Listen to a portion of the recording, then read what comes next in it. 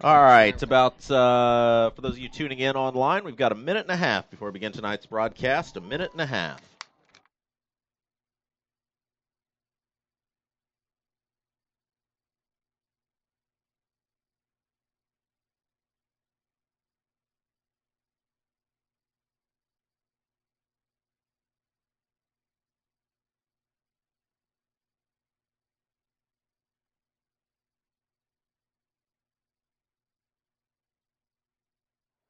All right, 1 minute for those of you tuning in tonight online. 1 minute before we begin tonight's broadcast.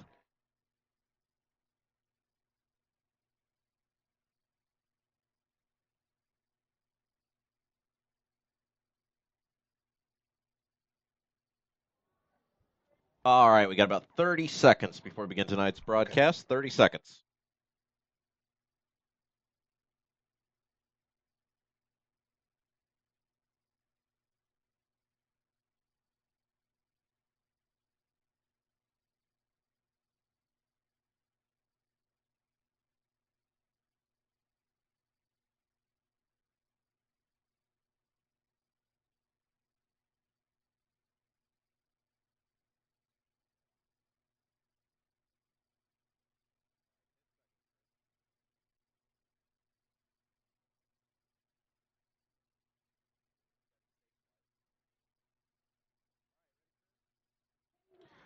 Presented by XRB Radio 1610 AM and powered by AudioSportsOnline.com. Brownsburg Varsity Football is on the air. Hello again, everybody. I'm Rob Kendall, along with Chris Worley, coming to you live tonight from Brownsburg High School, where the Bulldogs will play host to the Noblesville Millers on senior night. The Bulldogs come in with a record of 3-4, losers of their last three ball games, and the Millers come in with a record of 4-3. As you can see, for those of you who are tuning in tonight to our video feed on AudioSportsOnline.com, you can see it is senior night. Seniors being introduced before the game.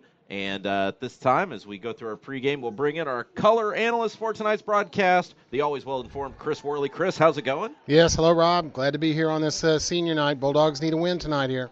Well, as we said, the Bulldogs, losers of 3 in a row. Things were looking really good after week number 3, in which they were victorious over arch rival Avon. Week number 4 when they were victorious over Avon. Losers of 3 in a row to 3 pretty good teams. And this week the Bulldogs will look to get back into the winning ways of things. We were at Zionsville last week, Chris, a tough luck loss in some tough luck weather. Yeah, that was bad conditions, and frankly, the Brownsburg offense didn't handle it too well. Brownsburg defense played pretty good, only giving up 16 points, but offense versus defense tonight's going to be a tough task for the Bulldogs here as the Noblesville Millers come in allowing just 16 points a game. They are so far the best defense in the Hoosier Crossroads Conference.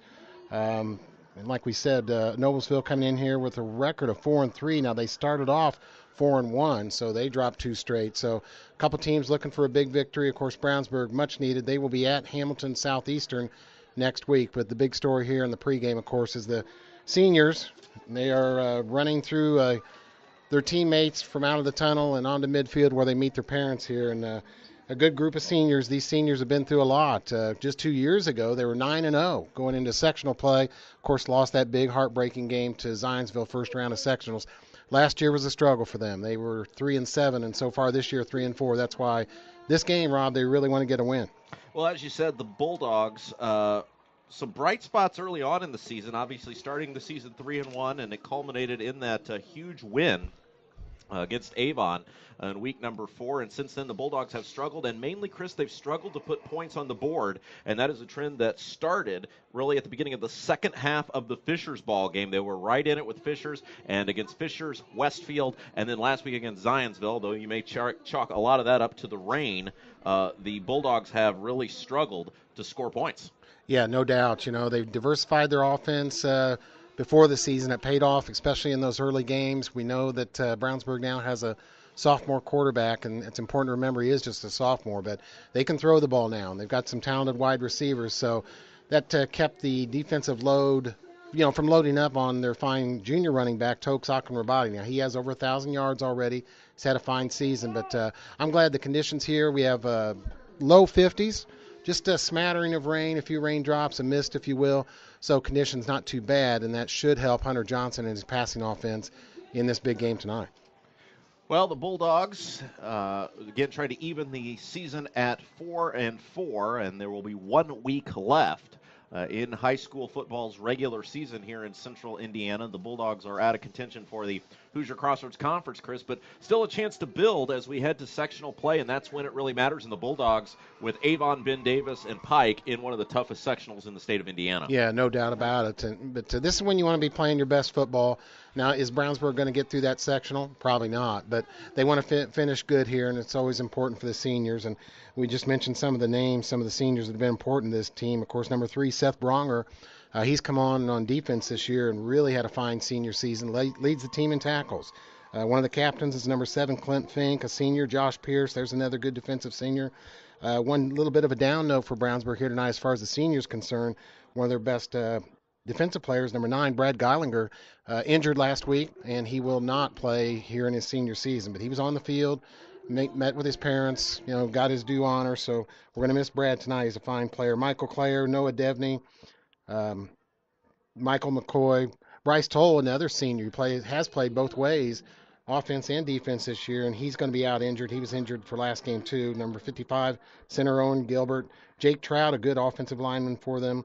Brandon Weber, Cam Davis, Isaiah O'Neill, and of course their kicker this year, 5 out of 5 on field goals, had a good year, is Jose Hacker. So those are most of the seniors that will be seen in action here in their final home game tonight. Again, for those of you tuning in, we welcome you tonight from Brownsburg High School. And if you are tuned in on xrbradio.com or listening on 1610 AM, we remind you that you can watch a video feed of tonight's broadcast on audiosportsonline.com. Just have to head over there and find the Brownsburg page. Everything's in ABC order, and you can watch tonight's broadcast. Still 6 minutes up on the clock. It is senior night. Rob Kendall, along with Chris Worley, bringing you the call of tonight's action. The Bulldogs, they'll be the home team on the scoreboard. They're going to wear the home purple black pants with white letters and numbers. And, Chris, maybe this might be a good time to thank a couple of our sponsors who make tonight's broadcast possible. Well, certainly. And, of course, we always want to start with one of our big ones, McDonald's. Stop in any Brownsburg or Avon McDonald's and try one of their $2 tasty specials, the jalapeno burger or triple cheeseburger. McDonald's is a proud supporter of Avon and Brownsburg athletics and is proud to host the McDonald's Hendricks County Sports Show, taped Wednesday nights on location and aired Friday nights before football on xrbradio.com and XRB 1610 AM. McDonald's has 2 locations, in Brownsburg and Avon. In Brownsburg, they're located at the corner of Main and Odell next to Marsh, and just off Green Street next to Interstate 74. In Avon, you can find them at the corner of 267 and 36 next to Kroger or on Rockville Road next to Meyer. Stop in either Brownsburg or Avon McDonald's for their $2 tasty specials, the jalapeno burger or triple cheeseburger today. Of course, Panuni's Pizza and Wings in Brownsburg has something for everybody. Hey, they were just on the news, too. They were on Fox 59. Oh, right. Yeah, big promo for our friends at Panuni's. Well, they deserve it. They've been tremendous here. We want them to be successful, and they do have pizza loaded with more toppings than you can count, including specialty pizzas, 5 different kinds of calzones, breadsticks, and cheese bread with 2 kinds of dipping sauce. All made in-house with Panuni's own hand-tossed dough. And don't forget Panuni's jumbo wings with 12 kinds of sauce. Mention the XRB and get 10% off of your order. They're open Sunday through Thursday, 11 a.m. to 9 p.m. Friday and Saturday open till 11 p.m. Dine-in, carry-out, or free delivery. Call 286-3500 Panuni's Pizza and Wings at 1447 East Main in Brownsburg. Again, Rob Kendall along with Chris Worley coming to you live tonight from Brownsburg High School. Appreciate those of you who are tuned in this evening as the Bulldogs try to pull even to 4-4 on the year. Wanted to say thanks to Shane Raybeck in the XRB Radio Studios, keeping an eye on us all evening long. And for those of you who are Brownsburg fans, we want you to stay here. But if you're a fan of Hendricks County football, we've also got video feeds of Avon and Plainfield football tonight. Our friend J.P. Sinclair will be at Plainfield, and Brian Scott will be at Avon for the Avon Brain Cramp. Who is it? Zionsville's at Avon. Zionsville's at Avon tonight. Cathedral's at Hamilton Southeastern. Westfield is at Fisher. Zionsville, Avon. The Hoosier Crossroads standings right now. Avon and Fisher's both at the top 5 too, so both those teams have big games tonight. Westfield 4-3, Noblesville 4-3, Hamilton Southeastern 3-4, Brownsburg 3-4, and Zionsville 2-5. Seniors lining up for a senior picture. Now, Rob, when you were a senior, what kind of honors or ceremonies did they give you here I got at nothing. Brownsboro?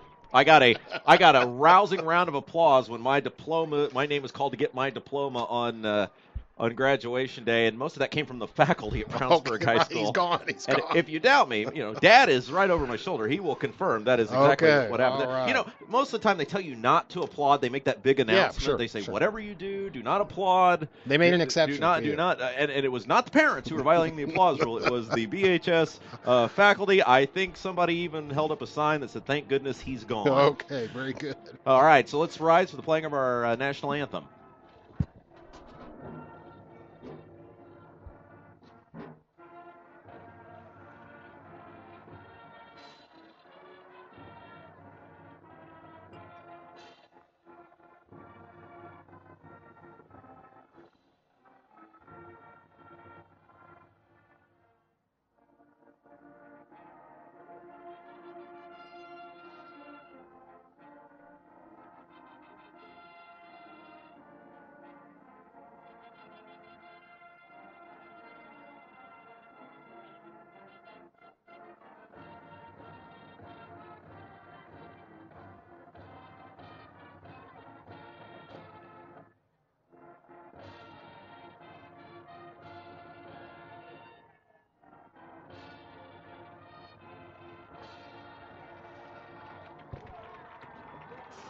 Nice job by the Brownsburg band playing our national anthem. It is never Leslie Nielsen singing the national anthem.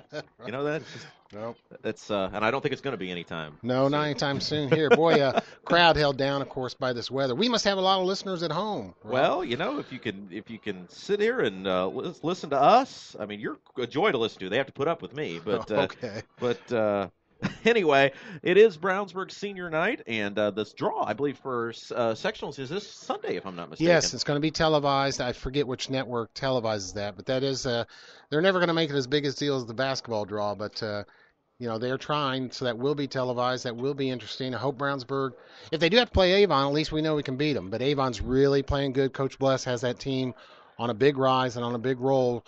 Now, as we said, Zionsville is at Avon tonight. I would imagine Avon could get the job done there. So Coach Bless and Avon really on a roll right now. I would not want to play them again right now. Well, you mentioned the role Avon is on, and, of course, they're in a good position, and I know you get a chance to talk with – were you guys at Brownsburg or Avon this week? At Brownsburg this week. We talked to offensive coordinator Yoder, a brilliant young football mind. Boy, he was impressive on our McDonald's Hendricks County Sports Show this week. And as we mentioned, you every other week get a chance to talk with Coach Bless, and one of the things that he's mentioned on our regular weekly show that we do with him is that Avon kind of now controls their own destiny in the conference. Yeah. They got basically every game is now a sectional game for them, because they need to win the conference, and then they'll roll right into sectional play. So even though we are, of course, the Brownsburg broadcast team, we love our friends at Avon and wish them continued success throughout the course of their rest of their 2014 campaign. The Millers of Noblesville come onto the field now. They will wear the road whites, black letters and numbers, gold helmets. And as we get ready to begin tonight's broadcast, I want to once again thank Kelly Wagner and the entire athletic staff out here at Brownsburg High School. Tremendous job that they always do, so we thank them for allowing us to be up here. And the Bulldogs now come running onto the field. They'll meet at the center as the flag carriers spell out dogs. There you go, fellas. You're almost in the right order. There you go. D-O-G-S, that spells dogs. They had D-S-O-G, and now they've organized themselves into the proper fashion. The Bulldogs do huddle together now as the fans come to the feet. Now, good job by Chris Worley, who's becoming quite the experienced broadcaster, sticking the microphone out the window to get the ambiance. Get your little crowd noise. That is a thrill for these seniors. They're running on their home field for the last time. And it's not just game day, of course, for these players. We see them a little bit in practice, but we don't see, just maybe 1/5 of what they do. They're out every day working. All these players, Coach Yoder talked about it on our show, their routine. They'll all be here tomorrow morning, no matter what happens in this game. They're going to break down film, talk about what they're doing right and wrong. Then on Monday, they, of course, start putting in the game plan for next week. These kids practice every day after school, so a lot of practice time. By the time you're a senior, you've been on a football field for a lot of your high school life. So big night for the seniors here, Rob. Just a couple keys to the game I had, Rob. Of course, weather conditions. Not raining, but cool and a little damp. So anytime you get, like we saw last week, rain, turnovers, mistakes, bad snaps, but I don't think that'll be too much of a problem here. I have a note about Noblesville defense. We talked about that. Brownsburg offense going to have to score, and it'd be good if they can score early somehow. Get some time-consuming drives. Noblesville only allowing 16 points a game, so going to be very important for Brownsburg to score early if they can. Of course, the defense, Brownsburg defense has let up some points this year. They must get some stops, stay off the field, maybe force a few turnovers. And the senior night emotion, maybe Brownsburg can turn that into a little bit of their edge and try and get something done here against Noblesville. The captains out there, Clint Fink for Brownsburg and Josh Pierce. Standing right behind them are the injured captains, Bryce Toll and Brad Geilinger. They are not dressed, of course, being injured, but let's see what happens here against Noblesville, Rob. Well, and for those of you that are tuning in, you remember last week I told the tragic tale that the mixer that I've had for many years, I was going to retire it, was going to hang it up. I brought it back this week. Yeah, and okay? and it so far it still appears to be working. It's just like that. It's like the family member that you just can't retire. I mean, one day this thing's going to catch on fire in the middle of a broadcast, Chris. But we're giving it another go. Not tonight. It's not going to happen tonight. So we are just about ready to go. The Bulldogs will kick the football, and they will kick towards the south, heading towards Avon. And the Millers will move from right to left on your computer screen. Our good friend Mark Teakin's up here with us tonight. Mark. We love Mark. Him. We're going to see him in a lot of basketball games this year. Last year was busy campaign season. He missed some basketball games. We're used to seeing Mark at every basketball game, home and away. Here he is at football. Great sports fan. Good Cardinals fan, too. We put that on his permanent record, and we are not holding that Cardinals fan thing against him, mainly because he's standing right behind me. Right.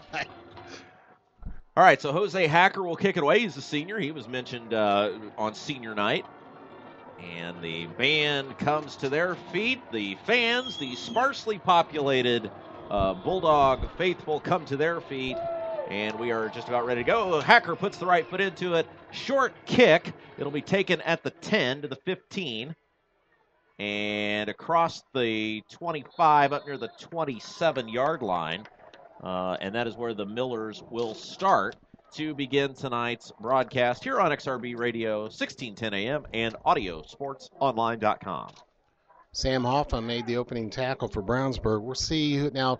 Noblesville uses two quarterbacks. Their main guy is Mr. Luke Mello, number 12, and let's see if he starts this game. They mix him up also with Carl Hardy, but it is going to be Luke Mello. He is almost a 60% passer. He has thrown 7 touchdown passes, so he can do some things back there. And he's going to keep it himself, and a nice gain on first down, very near a first down. Looks like he's got it based on the spot. That was the quarterback, Mello, as you said, and he is very near, and it is enough for a first down. And then for those of you who are watching online, you saw me. No, they're going to say second down. They did not give it to him. That first official ran in, and now they're going to measure. That first official was almost at the 40 when he ran in, and then the second and third officials came in, and they were a little bit further back. For those of you watching online, you may have seen me slide the window up. I'm going to attempt to brave the weather conditions tonight, standing right behind this open window in this fiercely freezing weather. Chris. Wind out of the north, but it's coming right in here. Of course, we are on the west side facing east, but wind out of the north, and it is a cool wind. Just one more note there on Luke Mello. He is also their second leading rusher, but has by far their most touchdown rushes at 8. So if they get near the goal line, their quarterback, Luke Mello, is going to carry the ball and try and get in the end zone. But hopefully Brownsburg defense is going to prevent that on this first drive and throughout the night. Brownsburg D really needs to do a job out there. And I stand corrected. It is enough for a first down. Yeah, should have just kept my mouth shut. You know how many times I've said that in my life, Chris? Right, quite a few. Isaac McCormick getting a start at the nose tackle. That's a change for Brownsburg. They've started Ricky Clark and a couple other big kids, but he's going to get the start. Some of the other starters, Tyler Kurtz is back at a safety position. He's normally a wide receiver for Brownsburg. Out of the shotgun, there's a snap, steps up, throws, near side of the field, overshot, pass intended, near the line of scrimmage for Gerald Urey. Gerald Urey. And that's an incomplete pass. Jake Trout getting a start along Brownsburg defensive line. He normally just plays offensive line, so they're getting some of these seniors in here. A lot of them with Adam Dixon starting on the Brownsburg defensive line, and Jamar Conway, the senior cornerback. So again, Mello out of the shotgun, single man in the backfield, fakes the handoff, throwing down Going the field, got a man wide open, and it is caught and dropped, and he had a touchdown. Nothing but him and field between the end zone. Was that number 10? Yeah, Brian McLean, a senior. Boy, he got past the defense right there. And good throw by Luke, and just went right through his hands. Well, turnabout is indeed fair play. The Bulldogs had one of those happen to them last week that would have put them right back in the football game. And so the what goes around comes around, or something like that. Noblesville coming out throwing 2 of their first 3 plays passes. 3rd down now and 10. Ball resting at the 39. 11:30 to play. First quarter. Rob Kendall along with Chris Worley bringing you tonight's ball game. Out of the shotgun snap, there is the give. Room to run, and he has got a first down across midfield. Little draw there to Hayden Stinnett. And Stinnett able to pick up the first down right at midfield. Yeah, Hayden, their leading rusher. He has just over 500 yards so far this year, 5 touchdowns. Hayden Stinnett, we're used to seeing him from last year. He is he's a senior. Tough player, tough runner, straight ahead runner. He'll overpower some of the Brownsburg defense, or at least try to tonight. Millers go out of the shotgun. They also go no huddle. There is the quarterback draw again. Room to run. Center of the field across the 40 down to the 35, and another nice run, that time by Mello. And you know, Chris, one of the things that you see a lot now in all levels of football, and it has now made its way down to the high school game, really started with Chip Kelly at Oregon, is this no-huddle offense. Yeah, they go right to the line of scrimmage, look over to the sidelines, they get their play in. I'm not sure how they get it. The quarterback gets it to everybody, but seems to, so they like to get up to the offense quick. Out of the shotgun, there's the pitch. Stinnett, room to run, and he slipped and fell, had some daylight, but is tripped up by the turf at the 33? Is that where they're going to put it? Yes, sir. 33-yard line. Gain of 3 on the play.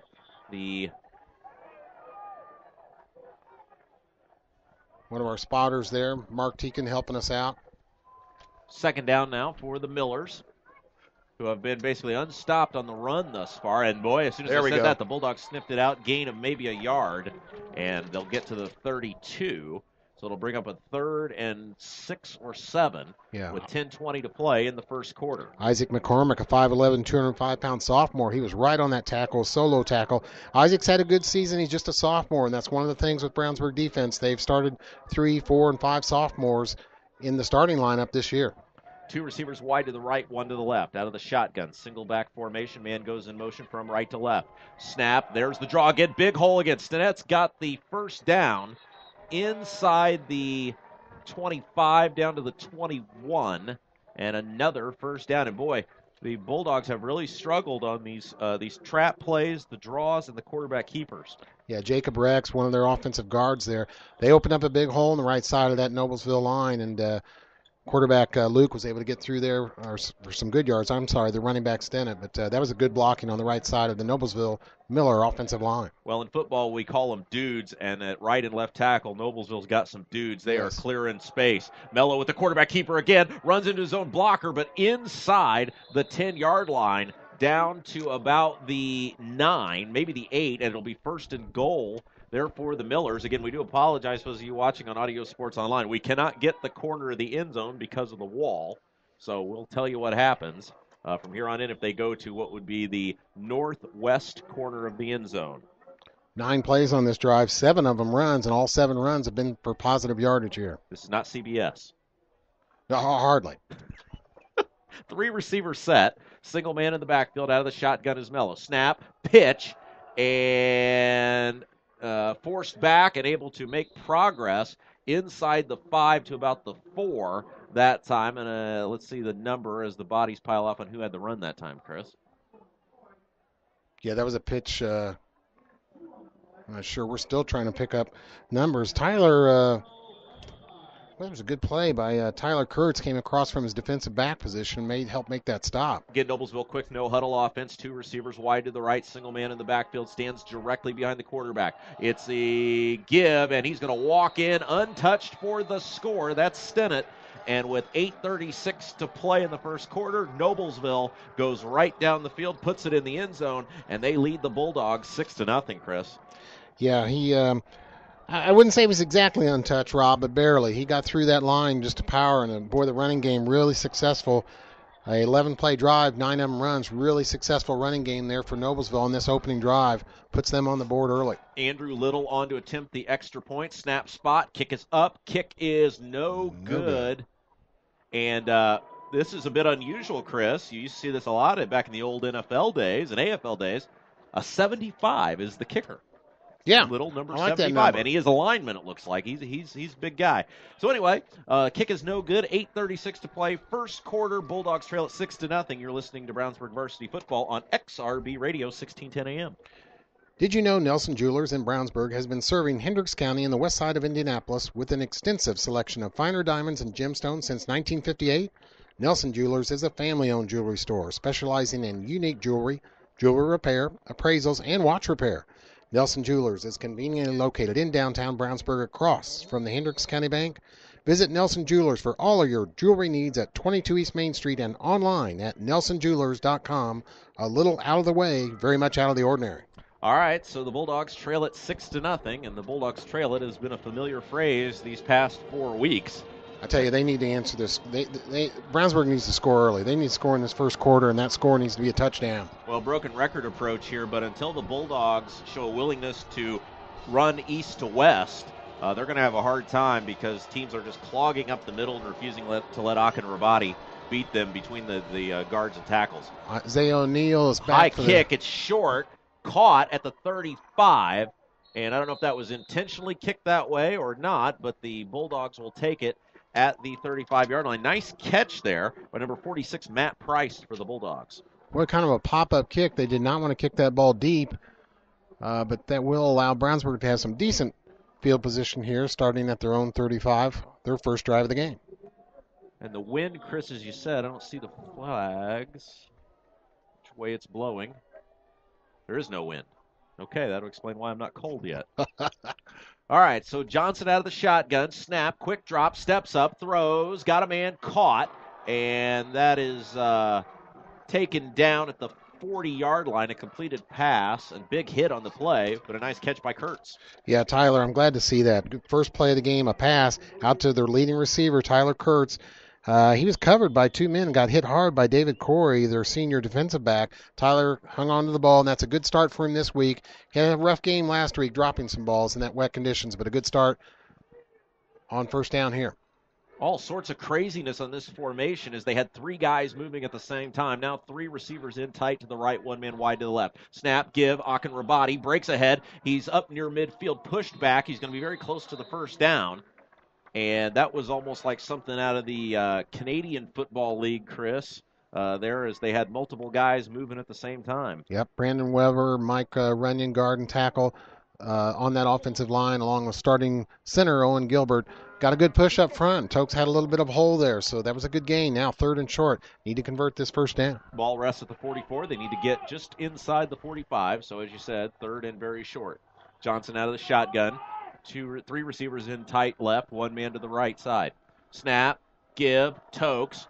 He runs into a wall, but able to push forward. He's got the first down at the 48, so it'll be 1st and 10 for the Bulldogs from the 48-yard line.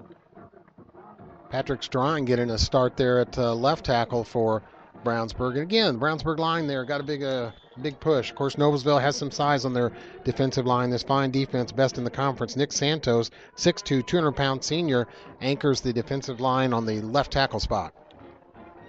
And again, all sorts of movement for the Bulldogs as now they've got 4 receivers to the right, 1 to the left, empty backfield. Showing some different looks this week. Yeah, snap, quick drop, steps up, pump fake throw, got a man caught and hit and dropped. Oh. And a flag comes in late that's going to be helmet to helmet. Sure is, Rob. And the intended receiver was Lissman. And again, Chris, we talked about this last week. That's going to be a personal foul. It's going to go against Noblesville. But the defenders in football now at all levels, and high school is a little bit late to catch up to it related to the NFL and college.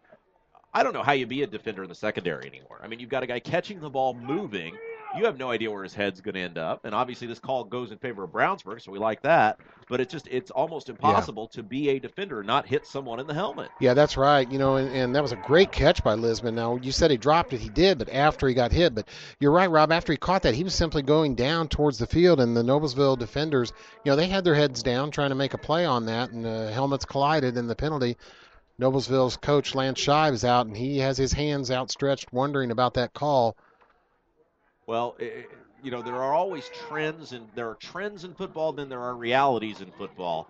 And our friend Colin Cowherd was talking about something similar to this earlier this week. And this new reality, this is now football's a totally different game. It's much more offensive now because of the rules against the defense. Yeah, it really is. And I know we talked about that before at the NFL level. You're seeing that. Out of the shotgun, there's the quick snap. Johnson steps up, throws, and overshot his intended receiver on the near side of the field. That was Clare, incomplete. Okay, he got over Hunter Johnson threw that one high, threw off his back foot a little bit, and the ball sailed high to trying to get Clare out there on the right. Michael Clare, a senior. He's known as a punter on this team. He's getting a start here in this different formation. More wideouts we're seeing now for Brownsburg this week. But Michael Clare also plays baseball. We'll see him again in the spring as a senior for the Bulldogs. Split receiver set, man at the left wing. Snap, there's the give. Tokes, room to run, puts the head down and picks up about 4 yards. It'll bring up a big third down for the Bulldogs. 6:35 left to play in the first quarter. Brownsburg trailing Noblesville 6-0 here on XRB Radio, 1610 AM and AudioSportsOnline.com. Rob Kendall along with Chris Worley, your co-pilots for the evening. Boy, Austin Ginther, their fine linebacker, 6'1", senior, made a nice play there for Noblesville. Tokes going to run for some more yards. Tokes looks good tonight. Looks energetic. He's ready to go. Out of the shotgun, 3 receivers in tight to the right, 1 man to the left. Snap, play action, steps up, has time, looking down the middle of the field, incomplete, nearly intercepted. Johnson had his man. It was Lisman, and Lisman just not quite tall enough to go up and get that. If that's Brandon Marshall or Alshon Jeffrey, that's a catch. Okay, there you go. But, 2 high throws now by Hunter Johnson. I think he's a little amped up here on senior night, too. Those are balls he normally completes. But Lisman showing courage, running that route right over the middle of the field. But the pass too high, could not bring it in.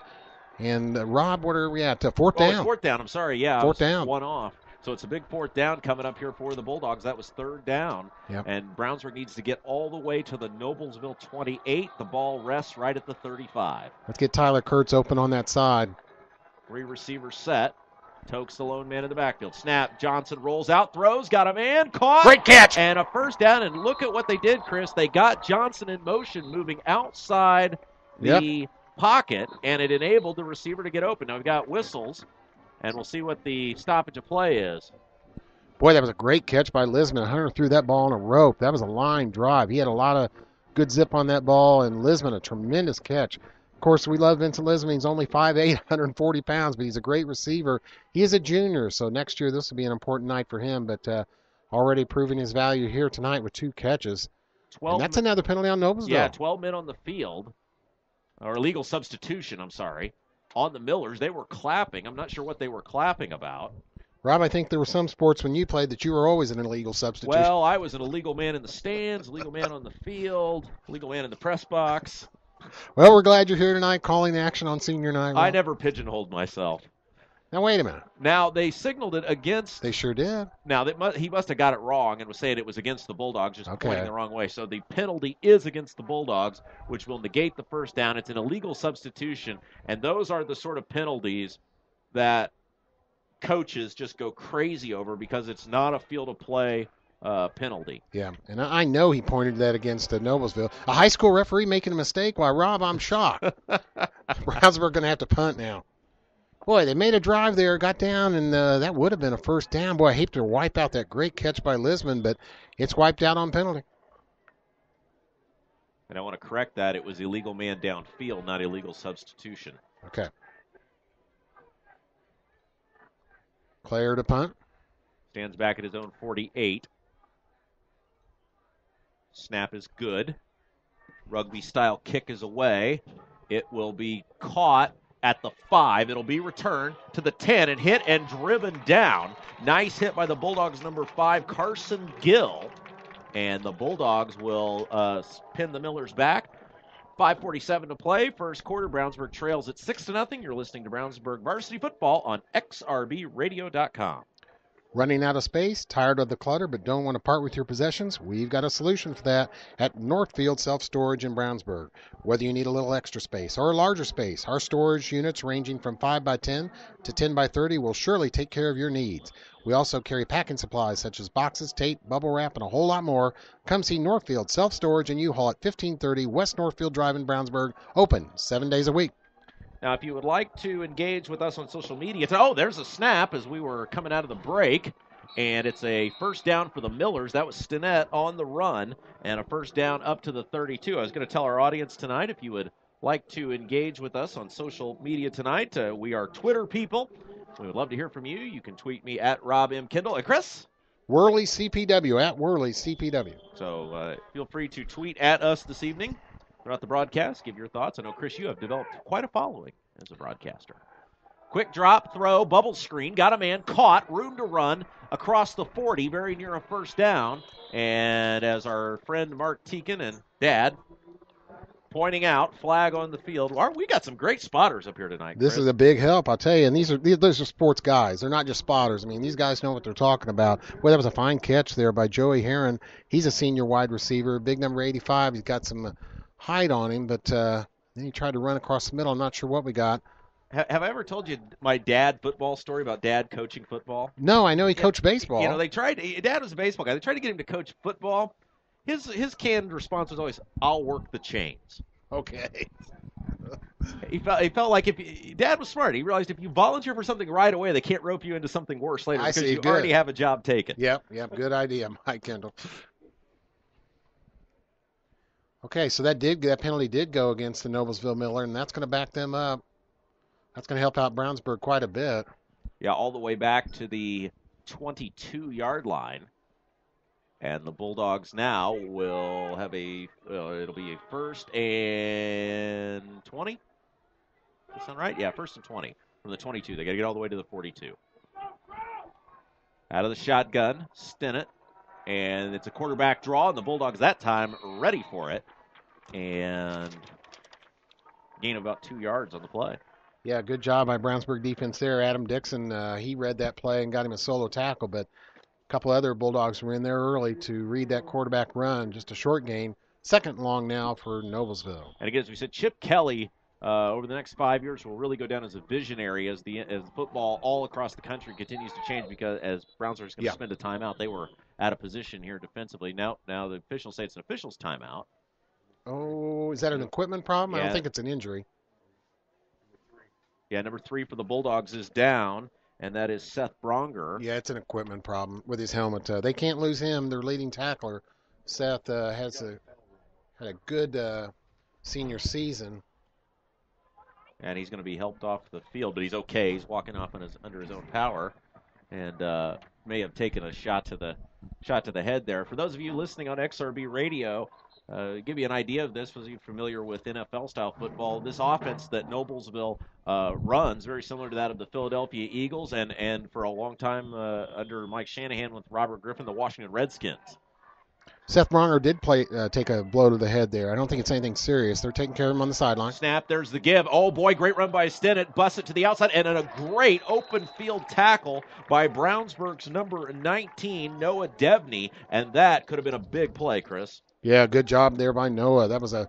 He was left alone with that running back Stinnett in the open field, and Noah made the play. Seth Bronger just getting some attention. I think he just got a cut maybe on his face or whatever, so he's just getting attention for that. No sign of a concussion. I think he'll be back shortly. 3rd and 14 now. The ball's at the 28. They need to get to the 42. Out of the shotgun, single back is Stinnett. Quick snap, rolling out is the quarterback, and he's going to be flushed out of the pocket. Now rolls back right side. He's got room to run. Takes off, gets the corner. He dives to the first down. It'll depend on the spot. I think he's going to be a yard short. What a great run that time by the quarterback for Noblesville, Mello. Yeah, Isaac McCormick had a lot of pressure on him deep in their backfield. He got away, and he showed us some speed there, Rob. And then when he took off, you can see he has an aggressive nature as a runner, got along that sideline, and when he saw he was about to get hit, he dove for that first down marker. So aggressive athlete and showed some quickness there. Their fine quarterback, number 12, Luke Mello. Supreme confidence here. They're going for it. The ball's at the 41. They need to get to the 42, 3:48, and counting here in the first quarter of action. It's a 4th and 1 in Bulldog territory, and now Noblesville will look to the sidelines. Mello looking for a new play, maybe trying to draw the Bulldogs off sides. 8 on the play clock now, 7 with 6. Steps back up out of the shotgun. Waits, does take the snap. Here's the run. He's hit and leans forward, and I think he got it. Yep, he did. Bulldogs were ready for it. He faked that ball to a running back cutting behind him, Stennett, and then kept it up the middle. And we do believe he has a first down. Numerous Bulldogs in on the tackle, including Jake Trout. First down, Noblesville. Yeah, gutsy call there by the Millers, and obviously supreme confidence in their running game, which has been very successful thus far tonight against Brownsburg. Yeah, this drive, 6 plays, 5 of them runs. Yeah, you can't get those 1st and 20s and end up giving up first downs. That's tough for the defense. 2 receivers set. There's the give, end around to the near side of the field, cut back, and back to the initial line of scrimmage, and that is it for 21, Gerald Urey. Isaac McCormick having an active night so far on the Brownsburg defense. Big number 49 doing a job. They have good size. They being Noblesville on their offensive line. Jeff Musselman, a 6'0", 250-pound junior, is their center. Yeah, the Bulldogs in the home purples, white letters and numbers, black pants. Noblesville in the all-white, black numbers, and gold helmets. Seth Bronner now being his facilities checked out there, maybe showing some concussion system. Flushed out of the pocket. Mello is going to be hit and taken down. A sack for the Bulldogs, and a nice host of tacklers in there, but I believe it was number 35 that got him, Chris. 36, Sam Hoffa. Sam got in there for a sack. 3 Bulldogs around the quarterback at the time, and now we'll bring up a 3rd and long for Noblesville with the ball resting back at the 35-yard line. Big play here for Brownsburg defense. They need to stop them and force a punt. 2:25 now left first quarter. Still 6-0 Noblesville. 3 receivers go wide to the right, 1 to the left. Man out of the shotgun, single back formation. Snap, quick drop. Has time. Steps up. Throws. The ball's big hit. It's on the field. Bulldogs scamper for it, pick it up, and they're going to call it an incomplete pass. Oh, I don't know about that. Boy, Brownsburg coaching staff absolutely irate. That would have been a touchdown. Comer is livid on the sideline, as is the Bulldogs defensive coordinator. Boy, Comer is hot. And he's got a case, Chris. Guess who made that play? Isaac McCormick again. He got in there, and I thought it was a sack. They're saying his arm was forward enough to make that an incomplete pass, but looked to me, no way. That should have been a fumble. Brownsburg could have scooped it up and maybe gone in the end zone. But for those of you the replay of that are listening to us on XRB Radio, quarterback was hit as he threw. Ball scampered to the far side of the field. The Bulldogs had 2 guys on it and were running into the end zone when the official called it an incomplete pass. As it is, the Millers will punt it away. 4th down with 2:11 to play in the first quarter, and they lead it by 6. There's the kick. It's a kick off the side of the foot, but it does take a Noblesville bounce inside the 35 down to the 32. So a huge turn of events for the Bulldogs, but they'll have the ball. 2:01 to play in the first quarter. You're listening to Brownsburg Varsity Football on XRBRadio.com. What is a good neighbor? It's someone nearby who helps make your life a little easier. It's State Farm Agent Pete Fay. He takes the time to understand your insurance and financial needs, so whether you're preparing for your child's college education or planning for your retirement, get the kind of help you'd expect from a good neighbor. Visit State Farm Agent Pete Fay at 431 East Northfield, Suite 100 in Brownsburg. Like a good neighbor, State Farm is there. Bulldogs quickly back on the field. They'll go with the shotgun snap. Give us to Tokes, center of the field, first down across the 45. Good run by Akin Rabati that time. And it is a first down for the Bulldogs. Yeah, that was some good playing right there by Brownsburg's defense. They really made a couple plays, forced Noblesville back. So defense looks fired up, and that's a good note here for Brownsburg. That defense has struggled at times this year. Looking good except for that first drive. Bulldogs with the ball.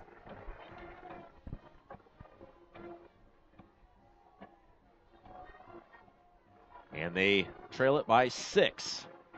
Ball to 47. Had a Miller moving. No flag, though. Pitches to Tokes, near side of the field. Has the 50, inside the 45, and taken down just inside the 40. It's another Brownsburg first down. So, again, effective running, and this time outside the tackle. So, twice the Bulldogs have gone outside the tackles tonight.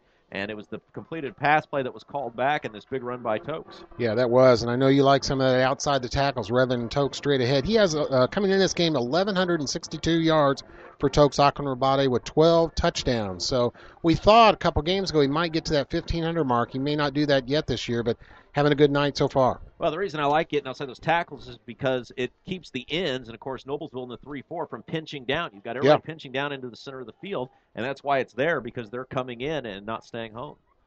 Out of the shotgun, Johnson snaps, steps up, throws, got a man caught, and out at the 30, maybe the 31, that was number 10 on the catch, Clare. Yeah, Michael Clare, that's a good catch for him. Doesn't have too many receptions coming in, but a good job there. And in fact, he only had one coming into this game. So a good catch there by the punter and all-around player, Michael Clare, in his senior year here on senior night. Whistle, timeout by the officials. And little injury there. Yeah, it looks like we got a Miller down, and it's number 14 for Noblesville, Josh Gentry. He is down on a knee. Could be a Charlie horse or a stinger. Now, Rob, you've been around high school sports for a little bit here. The origin of the name Millers for Noblesville, I don't know that story. You know, I don't either, and I feel bad about that because I did community radio up in Noblesville for over a year and got to know many people in Noblesville very well. That was about 10 years ago now.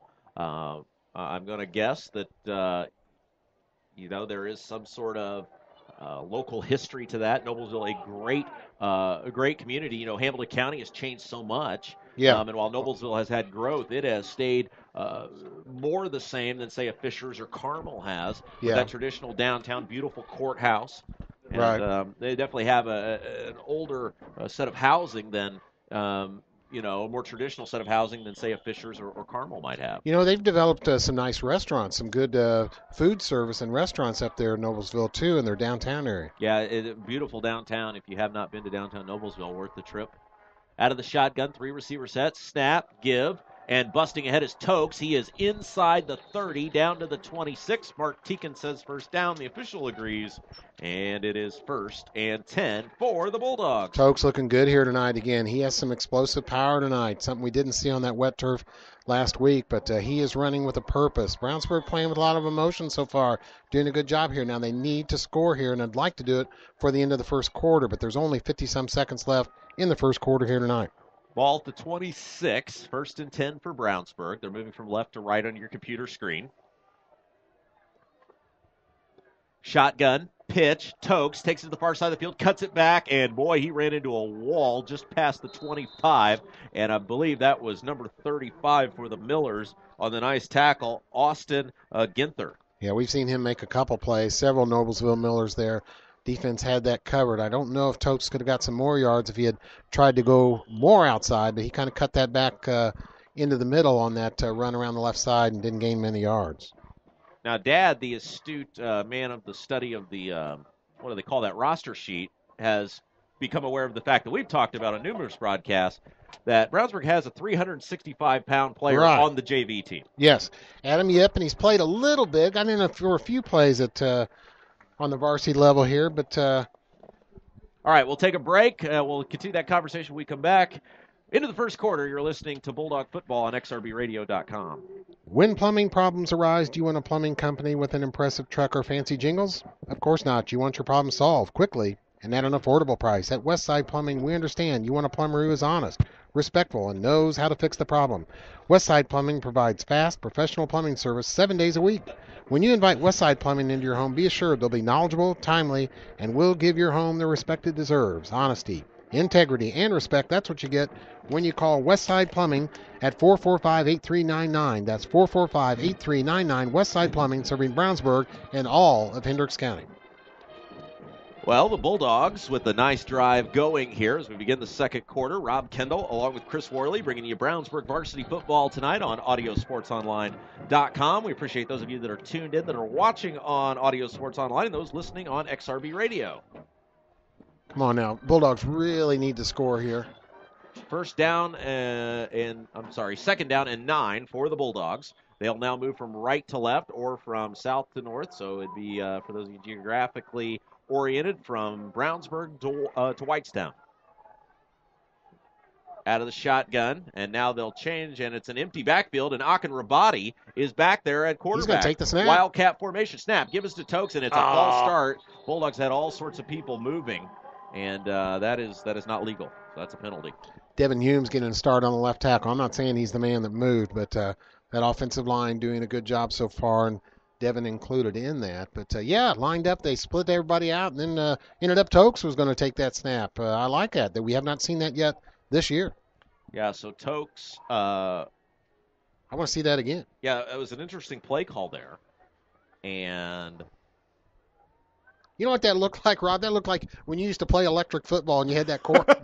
Get behind and try and run through a mass of those electric guys gyrating all over the place. Love electric football. All right, so the Bulldogs will huddle back up. They're going to move the ball back to the 20. That was quite a game. I could never figure exactly how that worked, but we all used to try to make it work. Did you ever try and kick a field goal with those guys? I did. It didn't work. And then they used to have Bears versus Packers. Wasn't that the... Yeah. I bet you wish you still had that, too. That'd be quite valuable. All right, here we go. Important play. Second down, and at the start of the second quarter, Brownsburg needs to get in the end zone. Yep, 14 yards to go for the Bulldogs to get a first down. They got to get to the 16. Out of the shotgun. There's the snap. Play action. Steps up, flushed out, rolling. Johnson is tripped, hit, and falls down back at the 40-yard line.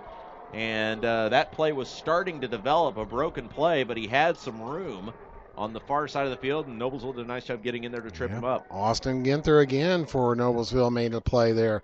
I thought Hunter was going to be able to get away from him. His receivers were covered downfield, tried to roll out to the right, but their fine linebacker Ginther again on the tackle for a sack. And now that brings up a third and very, very long. Yeah, 3rd and 23 for the Bulldogs. Play clock at 19 and counting. If they have to kick a field goal, Jose Hacker can do it. He's 5 out of 5 this year. Now again, and now they'll go to this Wildcat formation again, despite it being 3rd and 23. Give is to Tokes. He is going to keep. That didn't work. He is hit in the backfield and dropped. I don't know what the strategy was there with that.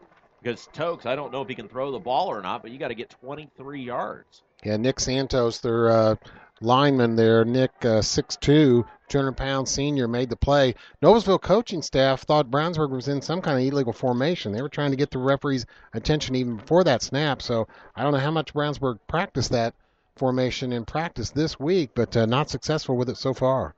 Well, the Bulldogs drive stalls. They'll have to punt. Ball spotted all the way back at the 43-yard line, so a drive that looked very promising for the second time now ends up going nowhere. Snap, and there's the kick, rugby-style kick. It is away, and it will hit at the 10, takes a Bulldog bounce straight up in the air, and now that was a football, not a flag coming in, and it'll be spotted at the 9-yard line. That's where the Millers will take over. Let's go ahead and leave it here, Chris, in between.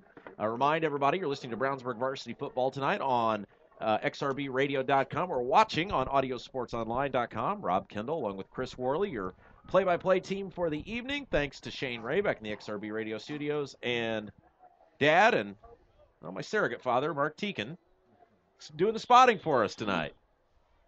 You know, the temperatures dropped below 50 now. I'll tell you, after that sun went down, we still got a little bit of a wind. Not much rain here to speak of, maybe just a few drops, but we're looking good as far as precipitation. A cool night. Out of the now down under center for the first time is Mello. Snap, play action, rolls out, rolling on the run, throws over the hands, or off the hands, I should say, of the intended receiver, 24, Joey Brewer, and it brings up 2nd and 10. Yeah, pretty good coverage there by the Brownsburg secondary and defensive backs. That would have been a difficult throw to catch. 2nd and 10. Brownsburg needs to stop right down here deep in Noblesville territory, force that punt, get the ball back. 2nd and 10.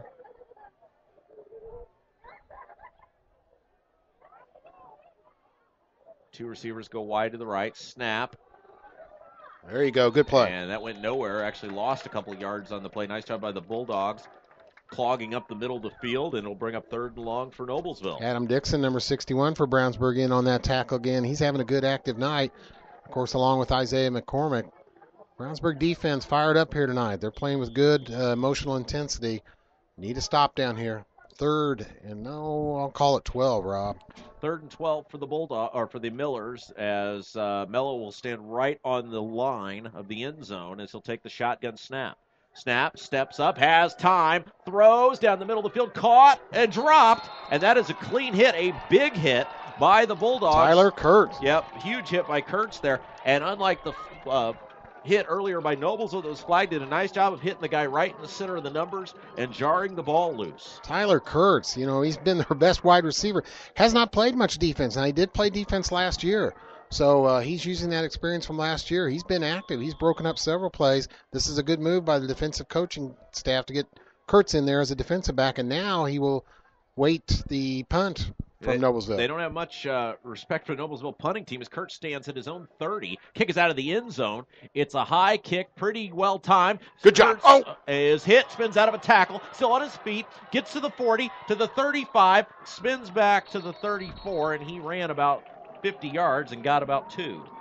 But stayed on his feet, and the Bulldogs will take over with great field position in Noblesville territory. We'll take a break. Be right back. You're listening to Brownsburg Varsity Football on XRBRadio.com.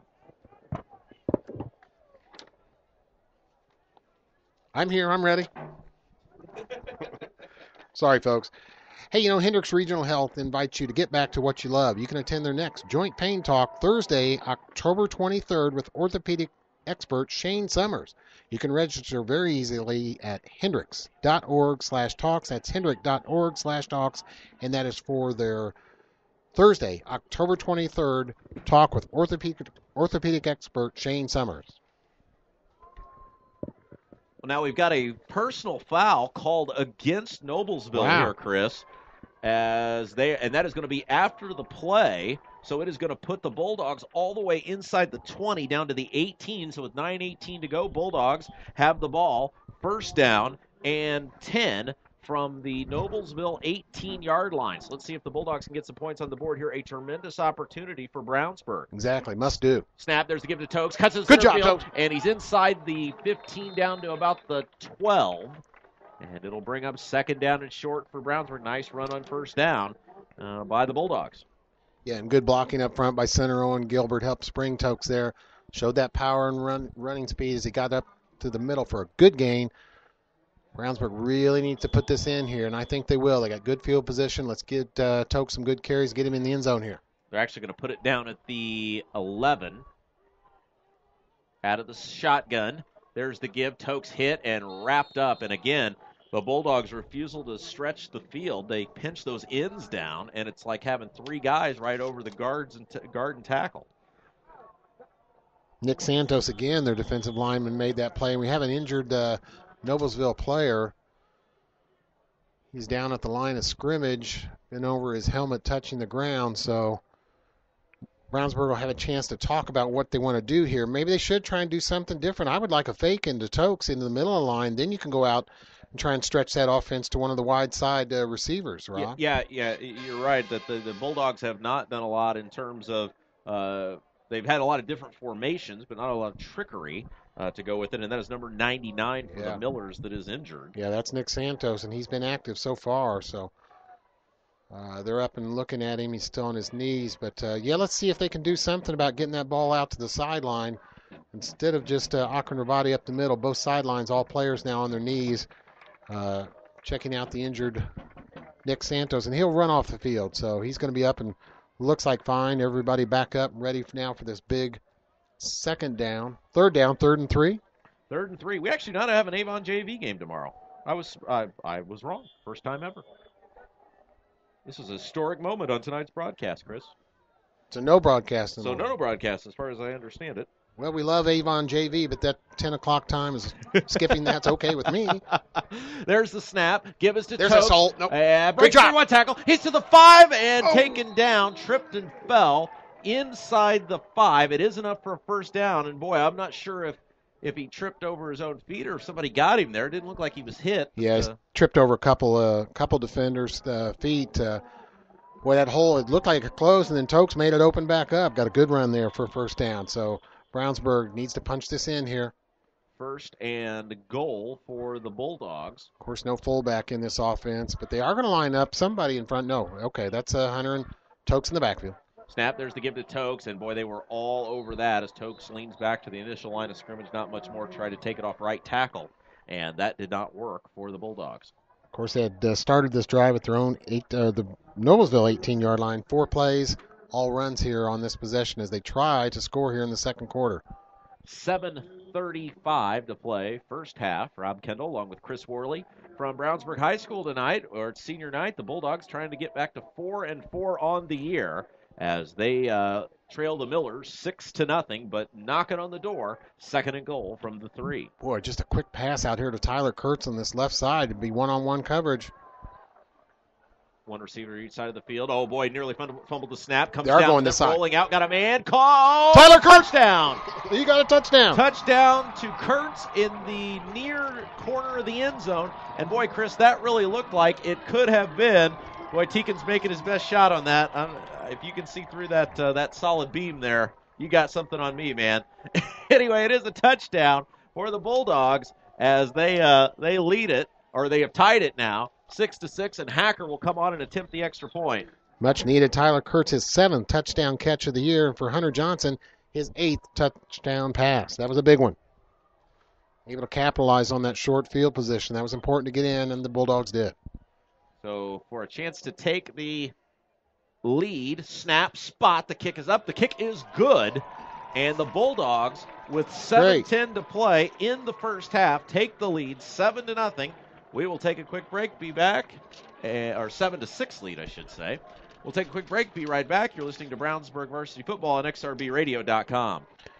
If you're a business owner with or without employees, you're probably wondering about your payroll. What about taxes, child support, auditing, Social Security? It can be a bit overwhelming, but we've got the answer for you, the Payroll Department Incorporated. The Payroll Department Incorporated can help put your mind at ease where all these problems are concerned.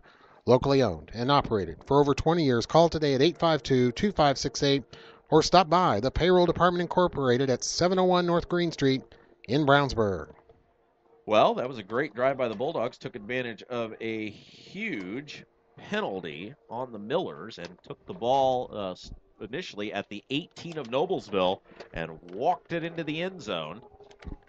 And now have a 7-6 lead. Yeah, there we go. And we talked about it on that third down play. We didn't want to see Tokes go up the middle again. We wanted to get it out wide to Tyler Kurtz. Well, they did and scored.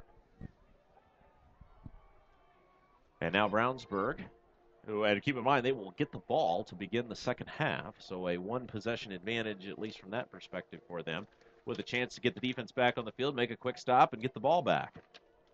Hacker will kick it away.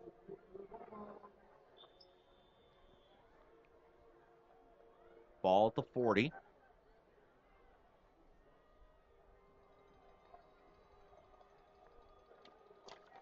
And it's a short kick. They tried this the other night. Ball's on the floor. It's loose, and it will trickle out of bounds. Brownsburg would have had it. They did this. Was it last week?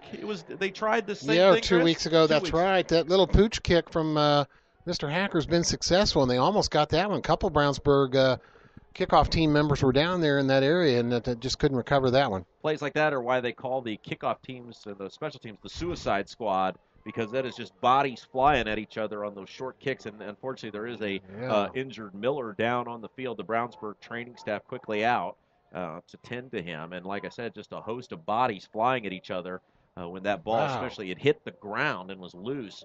But there were no Bulldogs in the vicinity of it, so we certainly hope this Noblesville player is okay. Brownsburg training staff, as we said, quickly out there. Well, neither coaching staff is happy with this official staff. Coach Lance Scheib there, even while he was coming to check on his injured player, stopping to gesture and chat somewhat forcibly with one of the officials. So neither side so far happy with what's going on from an officiating standpoint. And there's Lance talking to the head ref again. I think he feels Brownsburg was offside on that kick.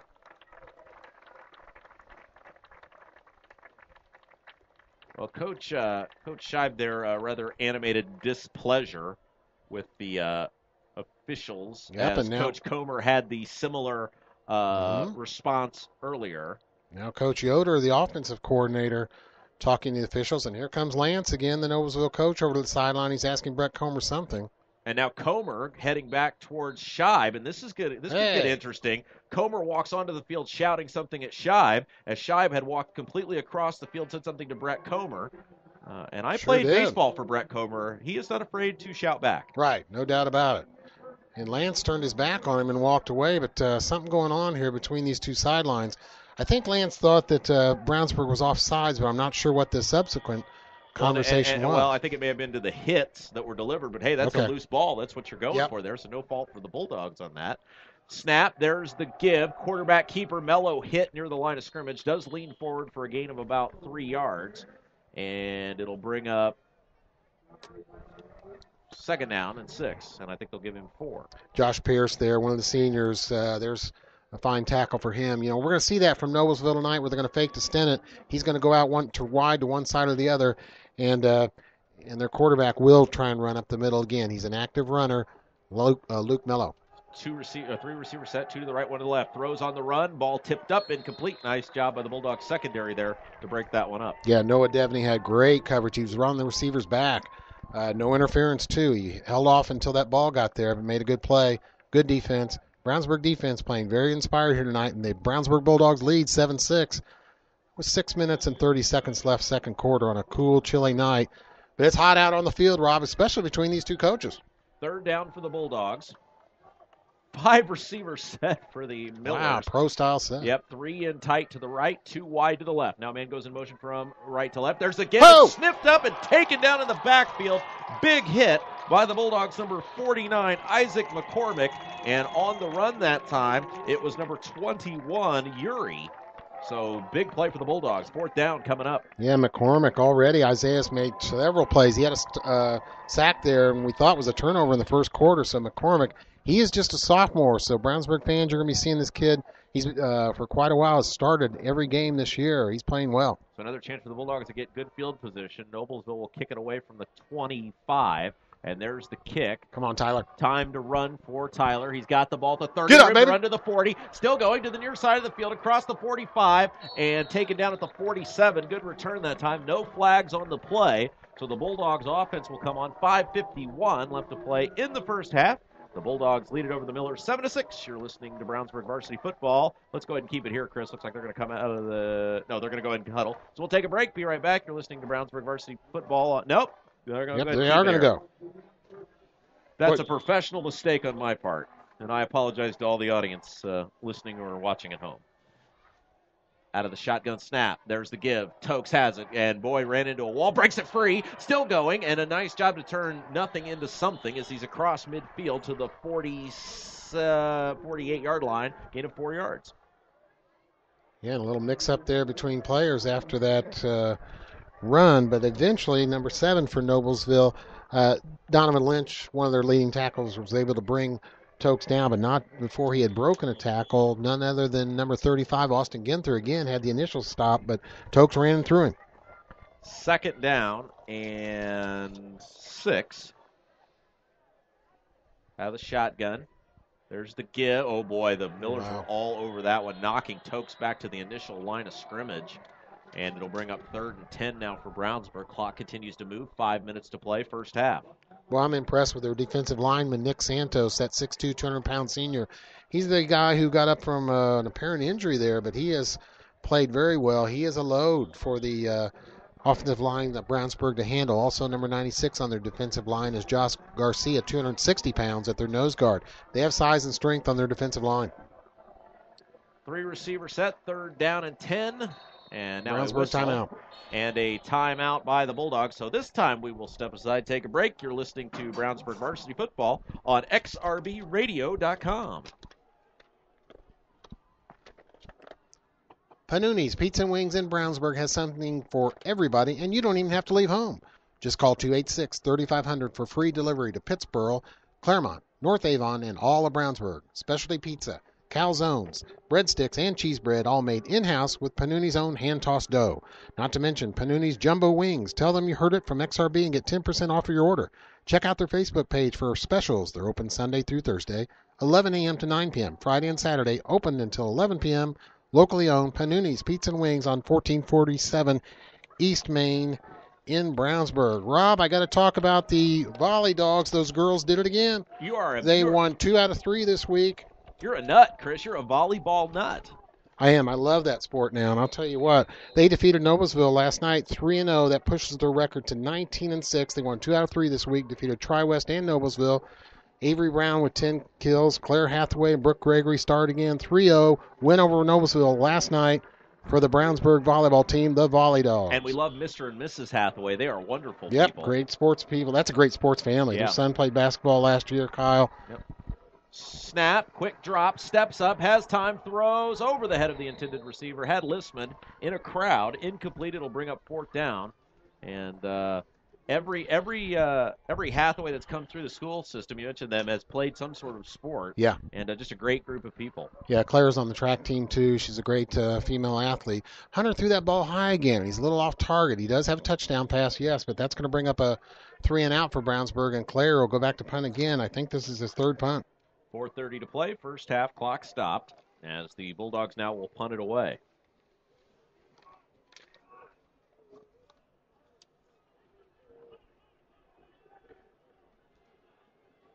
Clater standing back at the 35-yard line. Low snap. Kick is away. Good punt. Yeah, it is a good kick, and it'll hit at the 10. It'll take a Bulldog bounce. And get on did they get I don't know. Nope, touchback. Oh, they're going to call him down at the 1-yard line. And what a play. I think that was O'Neal. Yeah, Isaiah O'Neal got down there. Did he keep that ball out of the end zone, Rob? Well, there is no review in high school football, so whatever the officials say stands.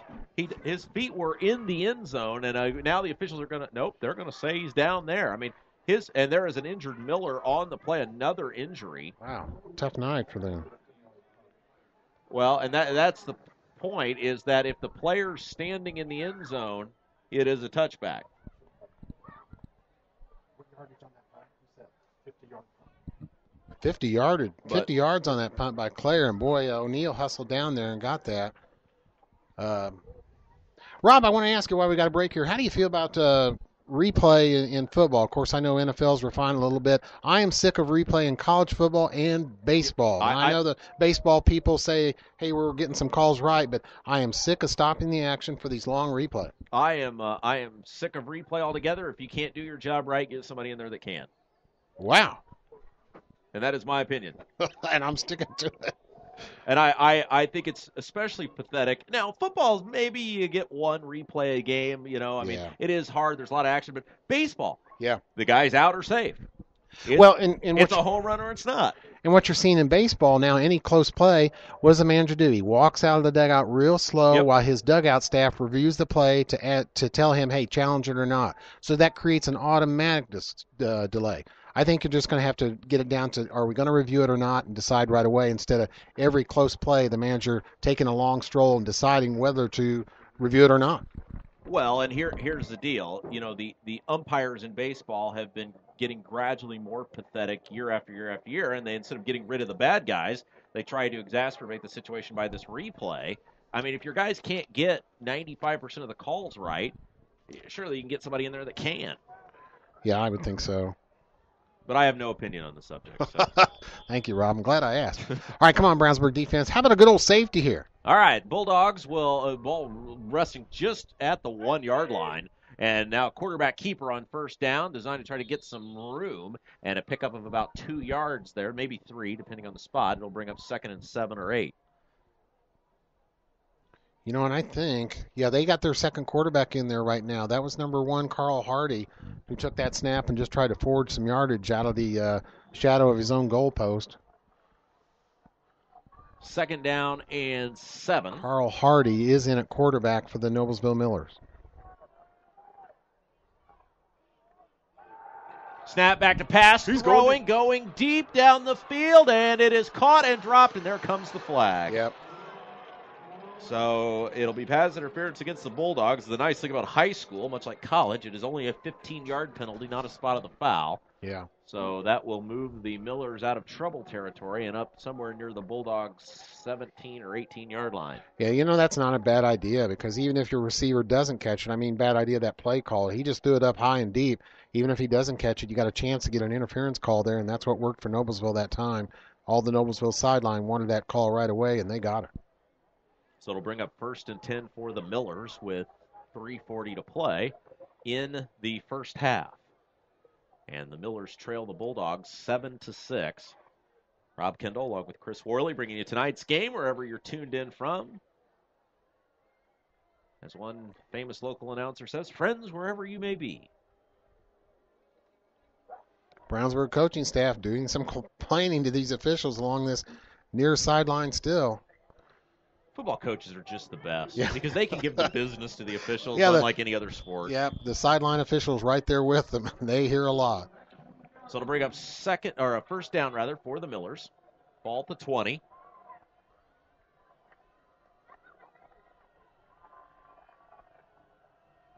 Snap. Quarterback keep. Oh, boy, broke out of one tackle. Did not break out of a second as a host of Bulldogs take down, and that was number 1. And I believe that was Carl Hardy on the run. Yeah, he is still their quarterback. But Noah Devney, Sam Hoffa, Isaac, who else was it? Yeah, Isaac McCormick all in there for Brownsburg.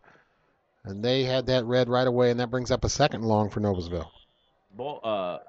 As you said, 2nd and 15. Brownsburg with 2 timeouts left. Brownsburg defense has forced some negative yardage plays here in Noblesville. They got 3 or 4 sacks and negative yardage. Snap, quick drop, steps up, throws, got a man caught, center of the field, and able to dive forward, gain him about 8 yards on the play, up to the 24-yard line. And it'll bring up 3rd down for the Millers, a big play in the ball game thus far, as Noblesville would like to, 1, keep the clock running, and 2, hold on to the ball. That was a good pass by Carl Hardy, their 2nd quarterback. Not unusual for them to use 2 quarterbacks, and he flung that ball in there, a good completion, his first one of the night. Hardy, the lone man, check that, Stinnett now back there with him. And 2 receivers to the left. Now man goes in motion from left to right. Snap. The give is to Stinnett. He's got room to run, cuts it back, past a couple tacklers, still on his feet, hit at the 40, and it's a first down and then some. And that was some nice blocking by Noblesville that time and a good run by Stinnett to pick up the first down plus. Yeah, Stinnett, he's shifty. Now, he has played 7 games and had just a little bit over 500 yards coming into this game, so nowhere near the yardage, of course, of a Toksok and Rabati, but he is shifty. He will make a guy miss and shift left to right and keep that yardage going forward. Clock winds. Boy, just 2 minutes left, first half, Rob. Yep, out of the shotgun. Game has moved quickly as it's only 8:04. Oh, man, moving, yeah. Yeah, one of the bigs for Noblesville at left tackle getting a little happy. That meant the ball was likely going his way. Eric Ferguson, a 6'0 junior on the left tackle, jumped the line. I did read on Max Preps today, there is actually in high school football, I forget the state, a 6'11 quarterback is a starter. I forget where that was at, but I can't imagine that. I mean, Noblesville's got some bigs, 79. Yeah, they did. 50, the aforementioned 55. I mean, Brownsburg doesn't have, they've got the. They're outsized. Yeah, and it seems like pretty much everybody they're playing, they're outsized on. Well, Mike Kendall wants to see Mr. Adam Yip get in here at 385 or 365. He is a sight to see. We got to see him in the Brownsburg Avon JV game. 3 receivers to the left, 1 to the right. Play action, flushed out of the pocket. On the run is Hardy, and taken down. The Brownsburg fans wanted a hold, but they did not get it. Yeah, one thing we've seen here a little bit in the past few weeks from Brownsburg defense, a little more aggressive on their blitz package. And Josh Pierce, the senior, was in there enforcing pressure and forced their quarterback, Carl Hardy, to try and gain some yards via the ground and couldn't do it. Good help defense, too, by Brownsburg after Pierce got in there. Minute 25 to play. Clock continues to wind. Tick, tick, tick. Noblesville with the big second down coming up here in 12. as Hardy works out of the shotgun. 3 receivers wide, snap is high, and it's a quarterback draw. Room to run across midfield. He's got a first down, and he was about one tackler away from taking that a big distance. Boy, nice misdirection there. That fooled me. And then he took off up the middle. Noah Debney eventually made the tackle, but Carl Hardy showed his running skills.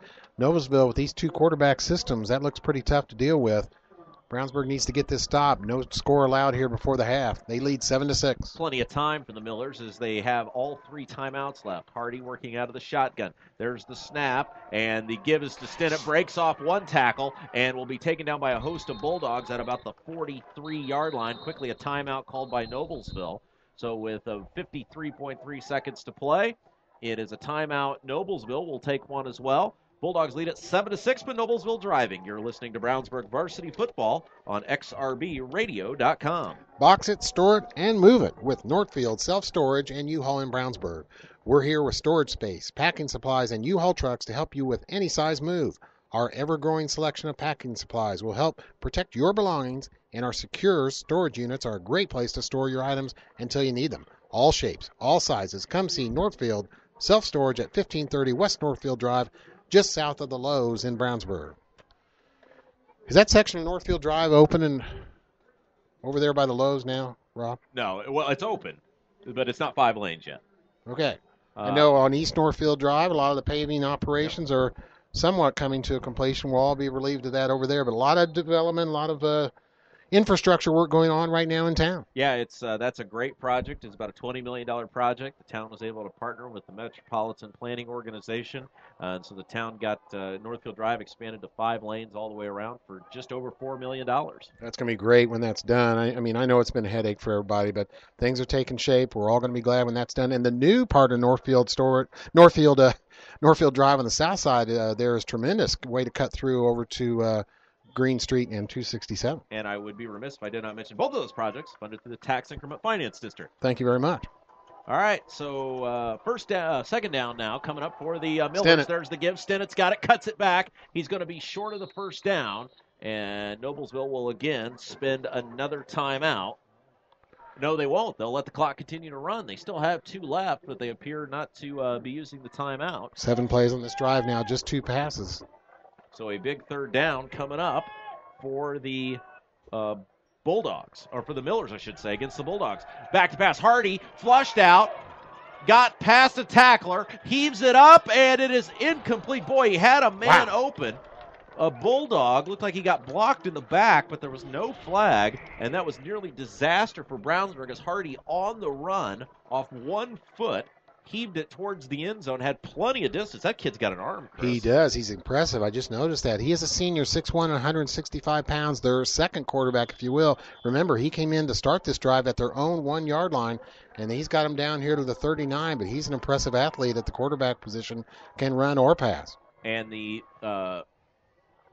Millers have decided to go for it, even though the Come on, big play here. This crowd needs to get involved. Even though the Bulldogs have 2 timeouts left. But with just 22.6 seconds to go, Noblesville feeling they can pick up the first down. Oh, and a Bulldog moved. But did they call timeout first? Yeah, they did. Noblesville called timeout.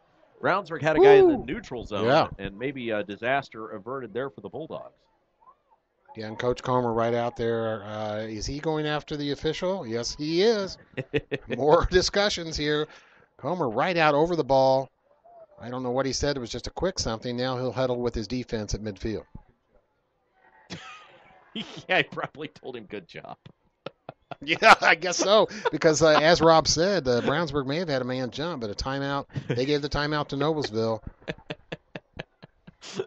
I don't think Comer's going to go over and tell Lance Scheib good job. Those two have been at it, the 2 head coaches, a little bit here tonight already. Now, Chris, did you know that they made Eisenhower dollars? Yes, I've heard about that. I did not know that until the other day. Yep. Now, why do you bring that up? Well, I was talking to somebody at the bank about it, and they were talking about. I was talking about paying a sizable bill in Kennedy $50. Right. We got on the subject of Eisenhower dollars. Apparently, they're big. Collector's item. Yeah. Worth something. Okay, we've settled things down here. Big play, 4th down. Brownsburg defense needs to make a play here. 2 receivers to the left, 1 to the right, out of the shotgun, single back formation. Snap, Play action, steps up, throws. That is caught. It's a first down. Nice open field tackle by the Bulldogs, but for the Millers, it's good enough for a first down at the 33-yard line. The clock will stop as they move the chains. Noblesville with just one timeout left, so they want to try to save that. That was a well-designed play, just a quick hitter pass over the middle, successful for the Miller first down. Snap, and they will spike the ball, but 4 seconds run off there. And you got to wonder if you're Noblesville there, why you just don't take the timeout, because you lost 4 pretty valuable seconds to spike the football. Yeah, big sequence here, of course. I really like that play they called for that first down. Now, they don't have too successful kicking game. I'll check that out while you call the play here, Rob. All right, so it'll bring up a second down and 10 for the Millers from the 33-yard line. Out of the shotgun, 3 receivers going wide to the right. Snap, rolling back, rolling. Hardy has time, steps up, flag flies, going to the end zone, and it is over the hands of an intended receiver. It was number 24, Joey Brewer. That's the second pass Hardy's made. That was a great pass, and it's going to be a hold against the Millers. So that one's going to come back, and now the Noblesville players pleading their case with the officials, and that was number 62. I think it's going to go against Brandon Knight based on his rather animated reaction. Yeah, their kicker, Mr. Zach Neeser, he just has 1 field goal in the season. He's 1 out of 1, so they're not going to rely on that kicking game too much. You may just be in 4-down territory here, no matter where you're at on their side of the field for the Noblesville Millers. Well, pending a penalty, this will be the final play of the first half because there's 5.5 seconds to go. So you got to think that the Millers are going to give it a shot at the end zone. The ball's at the 43-yard line. Impressed with the Brownsburg defense here tonight. They came to play. They're flying to the ball. Good energy and effort by the Brownsburg defense. They've been under the gun somewhat this year, but doing a good job here tonight. Tyler Kurtz await deep as a kind of safety operation. 4 safeties deep. Snap, Hardy back to pass near midfield, steps up, he's going to give it the old heave-ho, there it goes to the end zone, and it is picked up, caught, touchdown, are you kidding me? No, that bounced off of several players' hands, including Brownsburg hands, fell into a Noblesville Miller's hand, they scored. Kidding me? The Bulldogs had 4 guys around the ball, it hit off at least 2 Bulldog players, and number 85 for the Millers, that was Joey Heron, ends up with the football, and that is a wow. That bounced off several sets of hands, like we said, including Brownsburg's. Heron just happened to come down with the Hail Mary pass for a score here at the end of the half. Kick is up. Kick is good this time, so Noblesville leads it 13-7 as we head into the half. Boy, I hope that, that's an emotional play right there at the end of the half. I hope that doesn't hurt the Bulldogs too much, but what a play. Well, and it reminds us of that play we saw 2 years ago in the Zionsville-Brownsburg sectional game when Brownsburg was undefeated, and Zionsville threw that miracle pass at the end of the game that got them down the field, and they ended up scoring towards the end of the contest. That is just a killer for the Bulldogs, and as now the famous phrase once went, the band is on the field. Right. And for those of you just tuning in tonight, the Bulldogs now trail at 13-7. There's 15 minutes go up on the clock. Chris, it was a big news today. Big news. Lay it on me, Rob. This is one of the biggest days in entertainment. They named the halftime show for the Super Bowl. Oh, they did. I didn't see that. And they picked someone I'm very fond of. It's not Bruce Springsteen. It was not Bruce Springsteen. Okay. He played in 2009. Okay. I can't imagine. We've seen some different kind of acts. Of course, it always is a big news story. Who you got, Rob? Well, it's Katy Perry. Oh, okay. All right. Now, that's a big name, very popular. That is. How do you feel about that? Well, I'm a big Katy Perry fan. Okay. Teenage Dream is one of my favorite songs. Where is the Super Bowl at this year? I have no idea, but I'm going to be there. Okay. Well, that was an exciting first half, and what a play at the end. We're both kind of still... I think that shook everybody up. The officials making their way off the field. I'm surprised Lance Scheib or Coach Brett Comer not waiting for them, but they had a half. Miller lead at 13-7 after the exciting play at the end. You are listening to Brownsburg Varsity Football on xrbradio.com and XRB Radio 1610 AM. Tonight's broadcast is brought to you by McDonald's, Nelson Jewelers, Northfield Self-Storage, Panuni's, Pete Fay, your State Farm agent, the Payroll Department, Westside Plumbing, Ivy Tech, and Hendricks Regional Health. You know, Hendricks Regional Health is going to have another one of their free talks as they invite you to get back to what you love. You can attend their next joint pain talk Thursday, October 23rd, with orthopedic expert Shane Summers. Register at hendricks.org/talks, and that has been a successful program for Hendricks Regional, and it's very easy to do. Hendricks.org/talks, or of course you can call Hendricks Regional Health and they'll direct you to those free programs. Did you know Nelson Jewelers in Brownsburg has been serving Hendricks County and the west side of Indianapolis with an extensive selection of finer diamonds and gemstones since 1958? Nelson Jewelers is a family-owned jewelry store specializing in unique jewelry repair, appraisals, and watch repair. Nelson Jewelers is conveniently located in downtown Brownsburg across from the Hendricks County Bank. Visit Nelson Jewelers for all your jewelry needs at 22 East Main Street and online at nelsonjewelers.com. A little out of the way, very much out of the ordinary.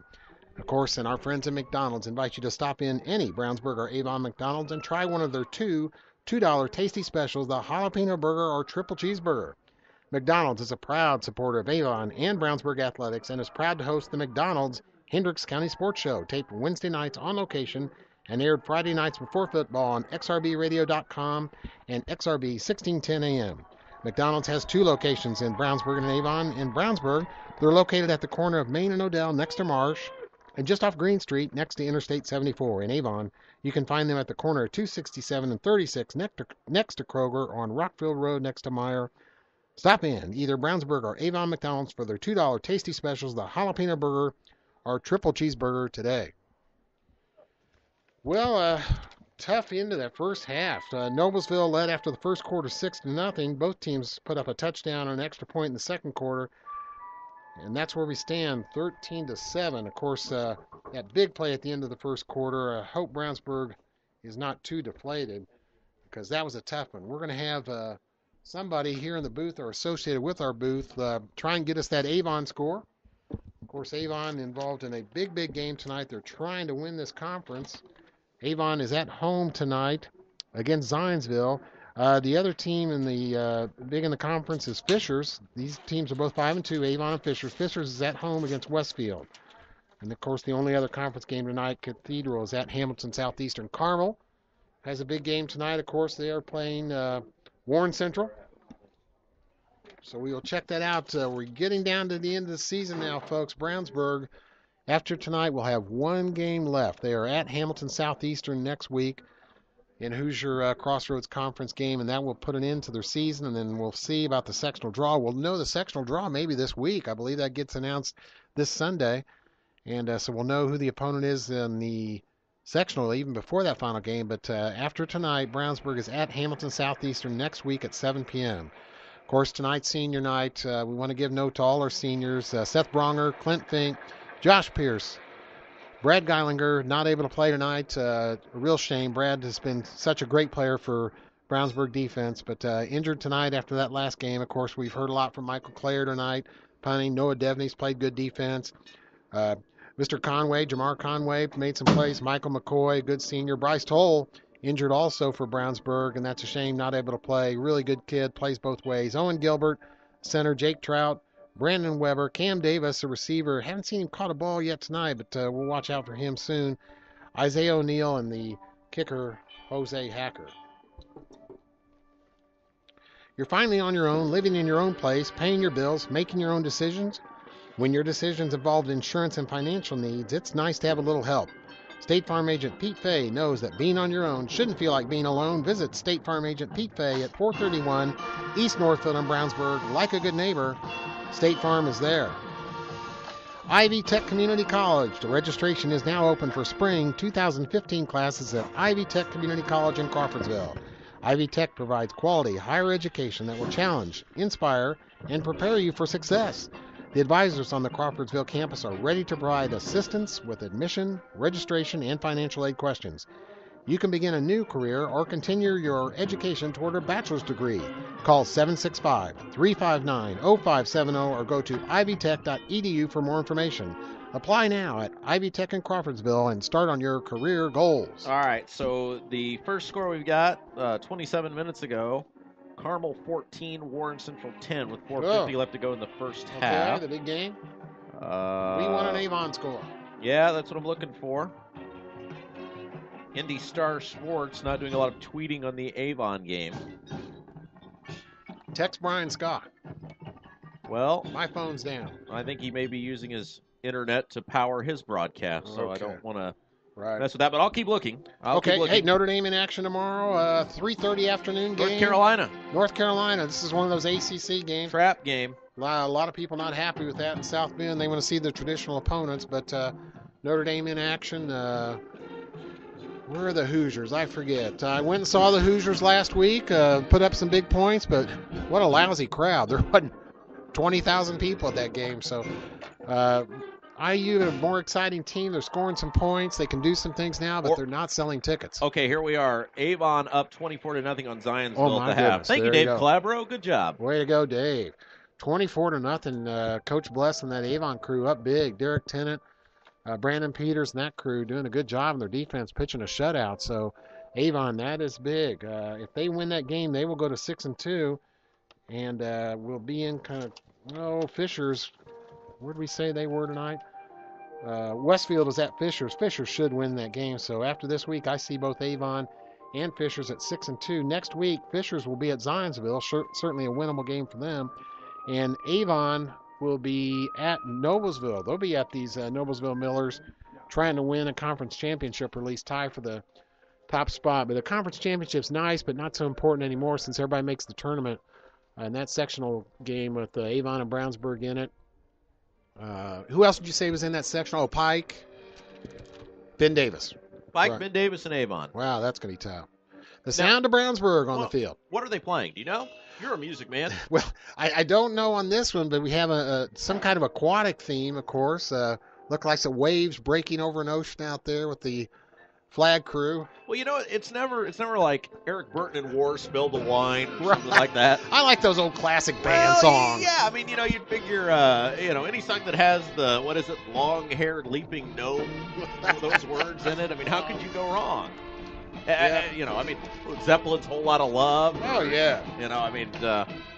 Even Born to Run, or, something. I like those old classic band tunes. That's right. Nowadays, it's all about the show, Rob. Really, seriously, it's about more of the show than it is the music.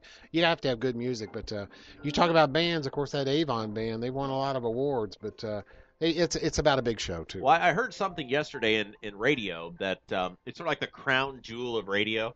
I was listening to WJJK. Well, I do listen to Rush quite a bit, but I was listening to WJJK on my drive home, and they played the famous Jackson Browne song, "The Loadout Stay." Yeah. And that is a very long intro on the piano, and the announcer the DJ was talking over the intro, and she did what we call in the industry hitting the post, which means she talked right up until the exact moment he started singing. Her name is Nikki. I actually tweeted at WJJK on it. Now become Twitter friends with Nikki over her hitting the post, and we're now friends.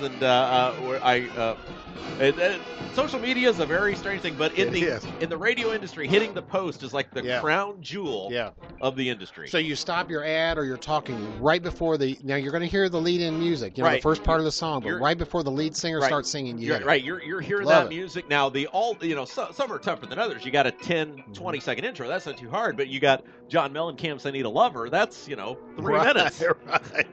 You try to. I think Mark Patrick actually did a bit on that one time when he used to be on Bob and Tom, where he talked up the post on the long, because there's two versions of Mellencamp's "I Need a Lover." There's what they call the radio edit, which is the shorter intro, and then the LP version, which literally I think is like some sort of 3 minute long intro before the song starts, and Mark Patrick did that one time on Bob and Tom. I'd love to hear that. Now, Rob, you're reestablishing your radio career. You've been on the air quite a bit here lately, doing both football and a talk show, Fact or Fiction, in town.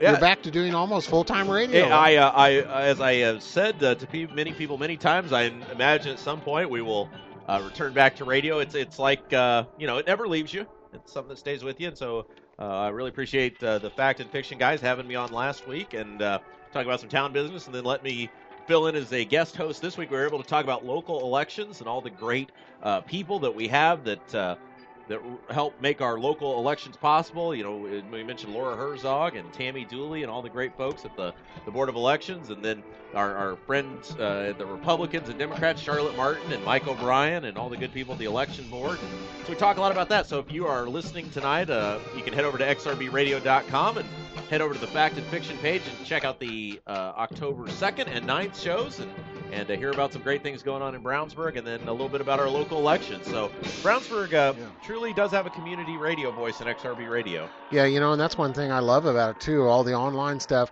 If you miss one of those big shows, well, you don't have to truly miss it. You can go back in within a week, 2 weeks, 3 weeks, and catch it. So I do that often. I'll go, you know, can't listen to a show live. It's there. Shane Ray and his fine staff, and Shane, they have those archived up there, and it's very easy to access those shows. And I need to go back and listen to Rob's appearance on Fact and Fiction. Yeah, like I said, October 2nd and October 9th. If you're interested in that, you can learn a lot about local government. And all you got to do is feature shows there at the top of the xrbradio.com homepage, Fact and Fiction, and it was a lot of fun. Radio is a love.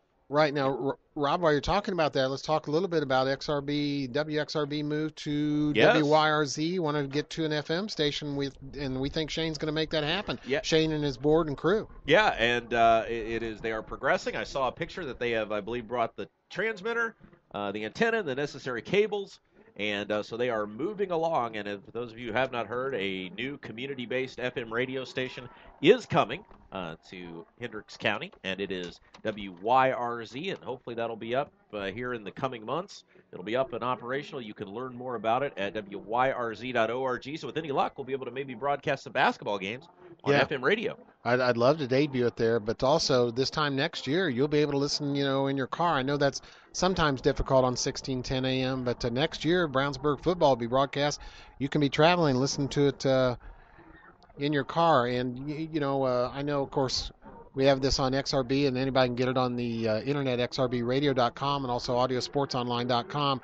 I've heard several stories of football dads that are on the road traveling on business or whatever. They get out their laptop, bring this up on their internet, and they're able to listen to their kids' games when they're on the road traveling. Of course, that's what makes us happy when we hear those kind of things happen. Yeah, Harry Chapin would have had a hard time writing songs today, because you can always stay in touch with your children and growing up, and it just would have made it much harder for the Fogelberg and all those guys to succeed in the 21st century. But we're glad that there was no internet back then, because darn it, Chris, I love the song Taxi. Right, I understand. Well, you know, thinking of your future, Rob, nothing makes you think of the future like holding it in your arms. The wonder of being a new parent includes planning for your child's future, and now's the time to start looking to someone who's been there from the start. State Farm agent Pete Fay in Brownsburg can ensure your life insurance will keep pace with your family's growing financial needs. So for more information on life insurance, visit State Farm agent Pete Fay at 431 East Northfield, Suite 100 in Brownsburg. Like a good neighbor, State Farm is there. Well, if you're just tuning in, an exciting first half unfortunately ended on a sour note for the Bulldogs. It was an exciting play. It was an exciting play. It was a Hail Mary pass caught for a touchdown in the end zone after bouncing off several Bulldog players. And by that account, the Millers now lead at 13-7. Rob Kendall, along with Chris Worley, bringing you tonight's game. And we're glad you're with us. The Bulldogs will have the ball to begin the second half. Both teams now back on the field, going through some pregame warm-ups. And one might think they would put an extra 3 minutes up, but that doesn't necessarily mean that they will do that. Yeah, I was happy to see. That's too bad at the end there. Brownsburg defense played good that first half. A lot of energy. They were flying to the ball too. I mean, really making some good plays, and they held Noblesville down. Just that one freak play there at the end. That pass went up high into the end zone, a Hail Mary type pass, bounced around several players' hands, including Brownsburg defenders, and into the waiting arms.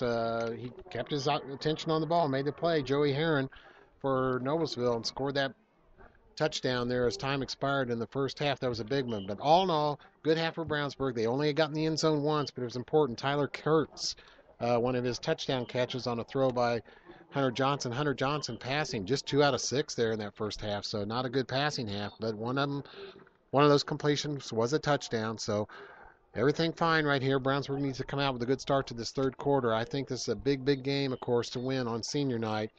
I've been kind of a down last few games here as Brownsburg's lost 3 in a row. They need this win for the seniors. Now, did you make it to this Pumpkin Smash Bash on Saturday, Chris? Oh, no, you were at the IU game. Yes, I went to the IU game this past Saturday, but I heard that was a successful event. It was great. A lot of people came out, had a lot of different exciting things, trunk or treating, and Who won the Build-A-Bail? I forget. I know Stutler got third. Mhm. Uh, I forget. Hey, I know who'll know. Shane will yeah, give us that info. maybe Shane can tell us who won the Build-A-Bail. I know Stutler Dental received third place, and a lot of cool designs out there. Our friend Michael Dowden had one out there, and the Lions Club had one out there. So all sorts of cool people participating in that. We did lose a tent in the process. The wind took a tent. Boy, you can always count on the Lions Club in Brownsburg. Yeah, they're great. Those guys are outstanding.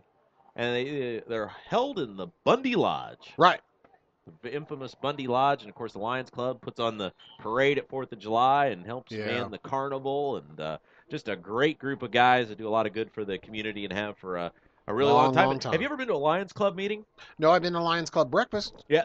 If you go to a meeting, here's the cool thing about Lions Club. You know, like your Rotary Kiwanis, those are the morning, and those are great groups too. But Lions Clubs at night, they give you supper. Oh, I love it. You come to a Lions Club meeting, you get a free cup of soup and a sandwich at these things. So it's great. Yeah, you gotta love the Lions Club. They really do a lot, you know. And they do that buttered corn tent at the carnival each year. Mm-hmm. I did that with them this year. Was able to go over there and volunteer. And man, I'll tell you what, they put that money to good use that they raise, and doing the buttered corn. That seems like something Mark Teakin would be into. He was there. He said he had something. Yeah, it's great. I learned, and I didn't even electrocute or burn myself in the process, which is amazing thing. Our good friend Ken McGee was there. Good. Real estate mogul in town. Right. Yeah, Lions Club, very important to a lot of different things here in the town of Brownsburg, no doubt about it. Of course, we always think of them at the 4th of July time and their 4th of July parade. Shane claims he has not gotten a press release on who won the Build-A-Bail. Okay. We'll blame that on Grant. Yeah. Since Grant's not here to defend himself. Right. You know, I tell you, Rob, I was at the town council meeting last night. I kind of like this. All two hours. Yes, it was a long one. But I kind of like the idea of a roundabout down there at 300 North and Green Street. I really like that. I travel frequently off of 300 and up and down Green Street, and I think a roundabout very much needed and well done there. I guess it's already got some detractors attempting to delay that project, but I would be all in favor of getting that done tomorrow. Yeah, I hope that moves forward. And as I said last night at the council meeting, for those of our listeners who may not know, I'm on the Brownsburg Town Council. I said, look, and we're in a budget session right now. I said the budget's a reflection of two things, where you've been and where you want to go. And if you look at where the town's put its dollars the last few years and in this budget and coming budgets, a lot of infrastructure dollars to improve the town. And as you mentioned, that roundabout at 300 is going to be hopefully that'll continue to move forward because it will be a great start to what will be preparing for the future and being proactive in terms of traffic matters and keeping things moving. Well, there's been development there east on 300 North, and there's going to continue to be more development, and that's going to bring more traffic. And if you've been out on 300 North, trying to get out on Green Street, that's not easy. Yeah, and it's like I said, Grant and Brian and the town staff have done a great job being proactive in planning, and I know several other roundabouts are planned. And, Chris, I could sit here for 4 hours and talk local government with you, but our fans want to hear football. They sure do, and this is a big half. Brownsburg needs to get on top here in this third quarter. They did lead 7-6, except for that last big Hail Mary pass by Noblesville. They'd still be in the lead, but here we go. This is big for our seniors. Let's go, Brownsburg. Bulldogs will have the ball, and the Millers will kick it off. There's the kick. It's a high kick, short. It'll be taken. Oh, boy, it'll hit. It'll bounce past the Bulldogs. It's on the floor, and the Bulldogs, thankfully, able to fall back on it. Yeah, Tyler Kurtz overran that a little bit. He wasn't sure if somebody in front of him. Noblesville's been employing that strategy on their kickoffs. They kind of pooch it very high and cut short. Ball cuts short and lands before the Brownsburg deep receivers get it. But Hunter Johnson will lead the crew out here. Let's get a good drive, move the ball, and get a score here for Brownsburg. Teresa Ray attempting to claim the payroll department won the Build-A-Bail. I do not think that's accurate since they didn't enter the contest. But we appreciate her enthusiasm for credit. Two receivers wide to the right, one to the left. Man out of the shotgun, single back formation. Out of the snap, quick drop, throws, got him in, caught, far side of the field. Good That's play. Kurtz. And a gain of about 6 yards on first down. That's exactly the way Brownsburg started this game. A short pass over to Tyler Kurtz in the flat. He caught that ball and got out of bounds quickly. Tyler been active on both offense and defense here tonight. He's just a junior. You'll see him again next year. Well, for the Bulldogs, a big drive after that heartbreaking play to end the first half. Really needing to get the momentum back, and we'll see what they can do here. All sorts of guys going in motion on this one, and now they'll line up heavy to the right side of the field. One receiver draped to the left. Out of the shotgun. Snap, give, Tokes takes it off. Right tackle, now off Good the job. end, breaks it to the near side of the field, and he has got the first down and then some. And it's a first down for the Bulldogs. And see, there you go again, Chris. Going outside the tackle is a big play for the Bulldogs. Yeah, and I love the way Tokes used his blocker on that. He waited until he got the block, then tried to cut it outside, but a real nice play by one of the Noblesville defenders, number 39, Zach Neeser, brought him down. A good play by Zach. So it is first down and 10 for the Bulldogs. Out of the shotgun, 3 receivers in tight to the left and 1 to the right. There's the pitch. Tokes cuts it off the end. He'll stiff arm a tackler, but will be hog-tied and taken down for a big loss. Yeah, number 28, David Corey, a 5'10 senior defensive back for Noblesville. He blew that play up. He did his homework. He stayed in his assignment there on the end and brought Tokes down for a loss. Ever the investigative reporter Shane Ray from the town's Facebook page. We should have thought to go there, Chris. Congrats to the Build-A-Bell winners, Fusion Gymnastics. Fusion. Indy Hair Designs came in second, and the aforementioned Brad Stutler coming in a distant third. Thank you very much there, Shane. Good job, Shane. Boy, Fusion, you know they're going to put together something good. Rolling right, rolling. Boyd Johnson flushed out of the pocket, still on his feet. He's got to get rid of it. And heaves it up. Finally, it's up. It's caught. Good catch. At midfield. What a catch by Lisman. And a roughing the passer, too. And as you said, Chris, a flag flies. Wow, what a play by both those kids. Hunter Johnson avoiding a sack, scrambling to the sideline. He heaved it down the sideline. Vincent Lisman, a tremendous catch, and fell out of bounds. Now, what is the call here? I was watching Hunter when he was going out of bounds, and he got hit. Looked like he was falling out of bounds when he got hit. Great job by Johnson to stay I'm worried about what they're going to call here. As he evaded tacklers, fired a rifle down the near side of the field. Great catch by Lisman. One of the officials pointing at the spot of where Hunter got hit out of bounds. It is a personal foul against Noblesville. Okay, so big play for the Bulldogs. Not only do they pick up the first down, but they get 15 on top of it. And it'll give Brownsburg a 1st and 10 in just what Brownsburg needed. Territory. One of their defensive captains right now, number 7, is Donovan Lynch, and he's questioning the official as to what happened. But, 2 Noblesville defenders questioned now. We know Lance Scheib, their coach, has not been happy all night. But I was watching Hunter after he threw that ball, and he definitely got hit out of bounds. After he was out of bounds. That's going to move this ball way down there. Of course, they're going to mark the penalty from the spot at where Vincent Lisman caught that and went out of bounds. Ball down to the 36, one of our spotters has told us, and that looks to be the case. Brownsburg with the ball at Noblesville 36. And we do thank Dad and Mark Teakin for spotting tonight. We got a good crew here. They're doing a great job. Give is to Tokes. He's hitting the backfield, bounces off a tackler. Nice job to get back to the line of scrimmage. Flag flies in late. Yeah. That may be another personal foul in Noblesville. Nope. No, holding. Holding against the Bulldogs. Usually when that flag flies in an arcing fashion towards the line of scrimmage from the referee, it is in the area of a hold.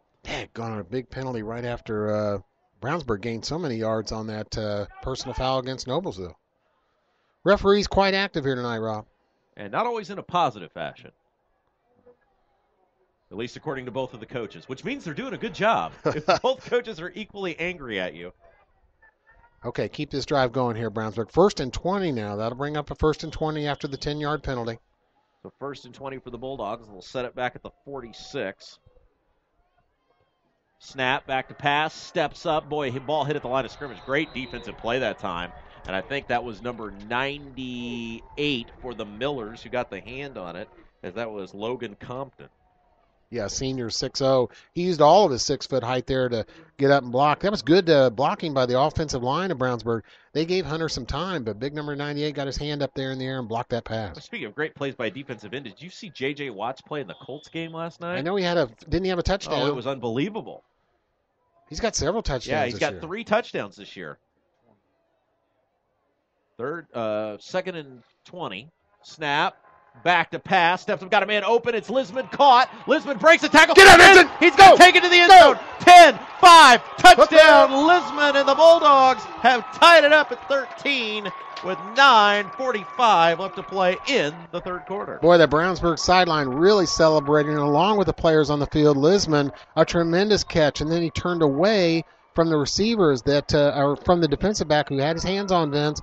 He then used his speeds to get in the end zone, and I watched too in the backfield on that pass. A great block pick up by center Owen Gilbert allowed Hunter to get that ball down to Lisman for a touchdown. 46 yards on the touchdown pass, and now Jose Hacker will come on and attempt to give the Bulldogs the 1-point lead.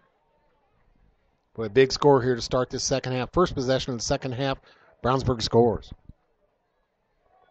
Snap, spot, kick is up. Kick is good, right down the middle, and the Bulldogs reclaim the lead, 14-13, 9:45 left to play in the third quarter. You're listening to Brownsburg Varsity Football on XRBRadio.com. Registration is now open for spring 2015 classes at Ivy Tech Community College in Crawfordsville. Ivy Tech provides quality higher education that will challenge, inspire, and prepare you for success. The advisors on the Crawfordsville campus are ready to provide assistance with admission, registration, and financial aid questions.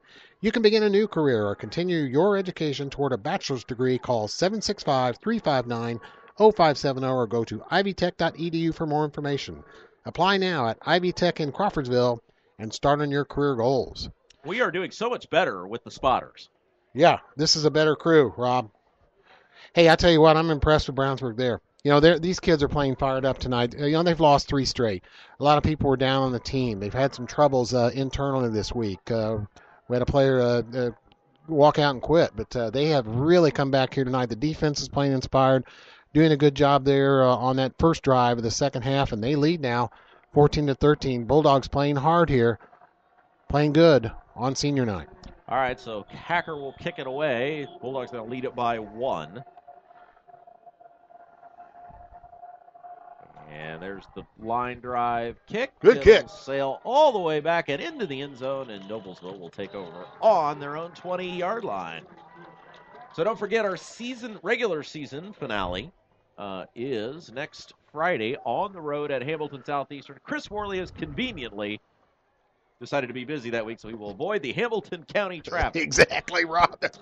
No, I tell you what. Hey, and our man Troy Weimer going to be back for that, so we're glad about that. Troy will be with you. Of course, Troy, he's on duty tonight as his firefighting, but he's also ready to watch the Royals in the playoffs, his team. That's right. So Troy and I will be out there. It'll be a regular season finale, and then we hope we'll be bringing you sectional action. There's the quarterback give on first down. Mello, room to run across the 20 to the 25.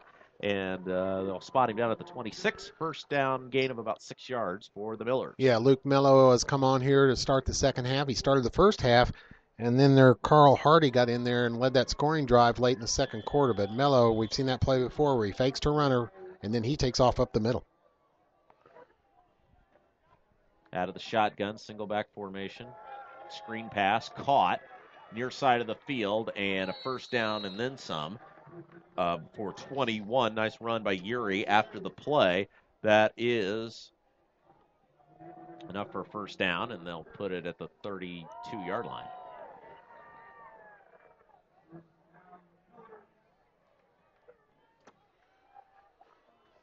Little delay here while we move the sticks. Of course, Noblesville wants to try and answer. 9 minutes left, third quarter. Brownsburg defense done a good job tonight. Need to continue that. 3 receivers draped wide to the right, 1 to the left. Man goes in motion. That's Yuri from right to left. And it's a give to Stennett, and he is taken down at the line of scrimmage. Nice job by the Bulldogs on first down. Big Jake Trout there. Great play on Brownsburg defense. He is a senior. Jake Trout, 6'5", 210 pounds. Hasn't always been a starter for Brownsburg as a player here, but a great job this year. Big number 77, that left defensive end. Second down. Of course, Brownsburg in their usual 3-4 defense. Snap. It is give to Snett. Cuts it back center of the field. First down and then some. I think that's going to be just short, Rob. See where they mark it here, but that may be just short of the first down. Adam Dixon again in on the tackle for Brownsburg, along with number 46, Matt Price, getting a little time in there at linebacker, and he helped make that stop. It is short of the first down. Yeah, you're right, Chris. He is going to be just short of the first down, so big third down. Third and about a half a yard for the Millers to go. And we'll see whether it is Mello or Stennett that ends up with the ball here on third down. Snap. Give is the quarterback draw to Mello, and he's got the first down across the 45. Yeah, there's that fake to their running back, Stennett, and then their quarterback just keeps it up the middle. He's got fine first down yardage again. Luke Mello starting the second half at quarterback, and we're going to have an official's timeout here for some reason, Rob. Yeah, we got an injured Bulldog. Jake Trout's down on the field. We just talked about him.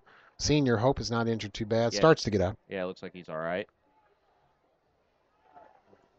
Looks like he maybe took a shot to the arm, forearm, or shoulder, or elbow, or... Hey, while we got a minute here, let's talk to Mark Teakin just for a second. Now, he's a big Cardinals fan. Mark, of course, started the National League playoffs tomorrow night. Give us your prediction for Giants, and Cardinals. Well, I really like the Cardinals. Been a lifelong Cardinal fan, so I have to stick with my Redbirds. It should be a good series. Looking for the Cardinals to win it in 7. Good. Of course, they're going to start Adam Wainwright. I don't know the San Francisco starter, but Wainwright needs to get a win there. And I imagine Brownsburg's own Lance Lynn will pitch the second game. Yeah, Lance Lynn's going the second game, and it'll be followed up by John Lackey, and then, of course, Shelby Miller will pitch the fourth game for the Redbirds. There you go. Snap, there's the give. And Mello ahead for the first down. Boy, Chris, good run. Continue with your award-winning interview. Go ahead. Well, I like that. We got the whole starting staff there for Cardinals. Are ready now, but they need to keep it up. Of course, Cardinals have been a winning tradition now, Mark. That's 4 straight years in this National League Championship. I think it's time to win another World Championship, don't you? Yes, I do. You know, it's been a long time since 2011. Yeah. If they do win, it would be the third championship since 2006, of course. And, Love it. Wait a second, Teakin. They fell last year against the Red Sox, but yeah, I guess it could be a little longer, like Rob's favorite team here, but we won't go there. If it's been a while since 2011, what do you call 1908? Yeah, a very long time. Yeah, well, let's hope the Cardinals get it done. They'll be in action. I think that's a Saturday night game, right, Mark? Yeah, Saturday night, right after 8 o'clock on the Fox Network. Very good. Thank you for that preview, Mark. Well, players, we've got another injured player here tonight, and I think that's a Noblesville player. It is down on the field, and, of course, all the players on both sidelines down on their knee waiting for the injured player. Right now it is Brownsburg 14-13. The lead there with 7:24 left, third quarter on this chilly night, a senior night.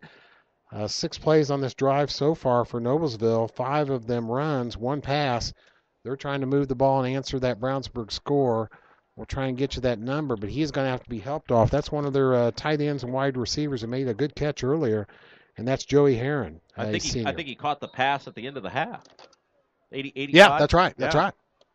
So he was carried off. We're glad he's able to get off the field.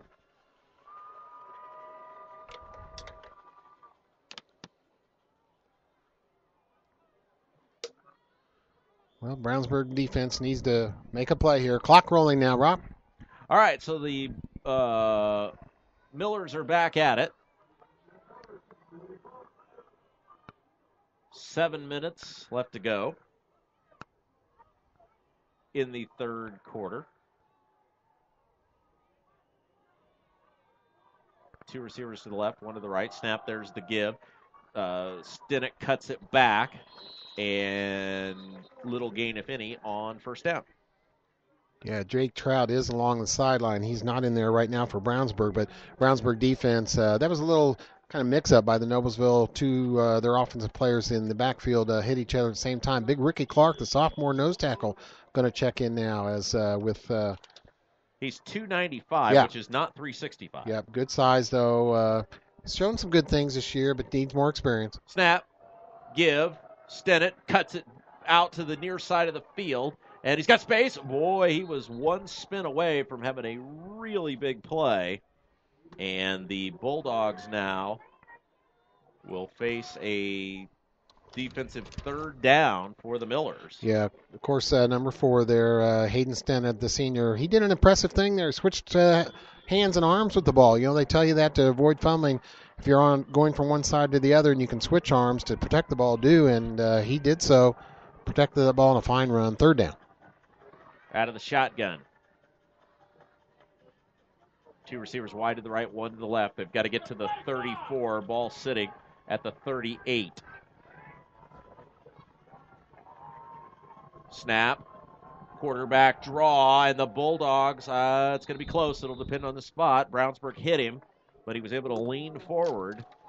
Yeah, Adam Dixon, Sam Hoffa, and also number 46 again, Matt Price, getting some time here tonight. We're in on that stop, and he is going to be just short, Rob? Yeah, he's going to be just short. Ball's at the 35. They've got to get to the 34, so big fourth down coming up here for Noblesville. 5:15 left to play in the third. The Bulldogs lead at 14-13. Boy, 10 plays on this drive for Noblesville. They've held on to the ball here. There's only 5 minutes left, third quarter. 2 receiver. Oh, quarterback sneak, leans forward, and it's going to depend on the spot. We'll see. It's going to be. Oh, that's going to be close. Now, you got to wonder, Chris, with all the success they've had on those draw plays and quarterback keepers, why you'd sneak it there. Yeah. I mean, they've had some big gains off those. Yeah, and their quarterback, 5'11", 190, not big. I mean, this Luke Mello. I might wonder if we're going to see their other quarterback again, Carl Hardy, in the fourth quarter. I guess it depends on how they're doing here. We may have a measurement, Rob? Yeah, it looks like we are going to have a measurement. And it'll depend on the spot. Lance Scheib wants the first down now. He's saying, where was that spot at? Lance Scheib, the Noblesville coach, been unhappy with this officiating staff pretty much the whole night. And he just did the two-handed hand flop, yeah, which is the ultimate sign of disgust. This is a fourth down measurement here, so of course critical here. Chains being stretched out. Brownsburg players seem to like it. And just short. Short. Did not get it. It is a game of inches. Oh, now they're still looking at it. And now they're saying he got it. What? Boy, I'll tell you what, I know these officials aren't pros, but that was some bad officiating. And that ball is so close that when they moved the chain, the what do they call that? Literally the posts on the chain, then they said they got it. Brownsburg players all yelling. Brownsburg is fuming. Yep, and Josh Pierce taking good charge as the senior does, telling the Brownsburg players to hush up there. They were all yelling at the ref. They were initially celebrating a stop on fourth down, jumping up and down. And then when we saw the second or change call, they got upset. I don't know if I've ever seen that, Chris. Not on a first down measurement that was so close like that. Now Brownsburg equipment trouble, but very impressed by Josh Pierce there, doing a good job, the senior, to quiet the Brownsburg defenders down. They were yelling and hollering at that referee after that call was changed to give Noblesville a first down. Yeah, Dad made a good point, as he so often does. He's a point man. That's probably a kink in the chain. Very good, Mike. Good one. Love it. It's never anyone's fault, Chris. That's the key. Okay. Here we go. First down. Out of the shotgun. Fakes the pass. Fakes the handoff. Throws down the field. Got a man wide open. It's caught inside the 10 to the 5. And it's a big first down for the Millers. Great pass. Wide open in the middle of the field. And, boy, it is sure a game of inches, isn't it, Chris? Luke Mello's only thrown 2 passes on the drive, both completion, and that man was wide open right there. Number 10, Brian McClain, for a big gain on that first down pass by Noblesville, and that sets them up to try and get a score here. Boy, Brownsburg defense playing so hard. Things going against them, though, from time to time in this game. Snap, there's the give, busts it to the near side of the field. Stinnett is hit and dropped, upended. Nice tackle there in the open field by the Bulldogs. He did pick up a couple of yards, but a touchdown-saving tackle for Brownsburg. Yeah, and that touchdown-saving tackle was by a senior, Mike McCoy. A good hit, a good strong hit right into his midsection, in his gut. Stopped him from getting in the end zone.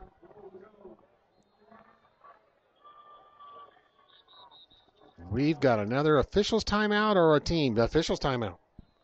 These guys are having trouble here tonight, Rob. It is. This is not a well-oiled machine. Worley, I feel like you and I could go down there and do Well, just as good a almost. job.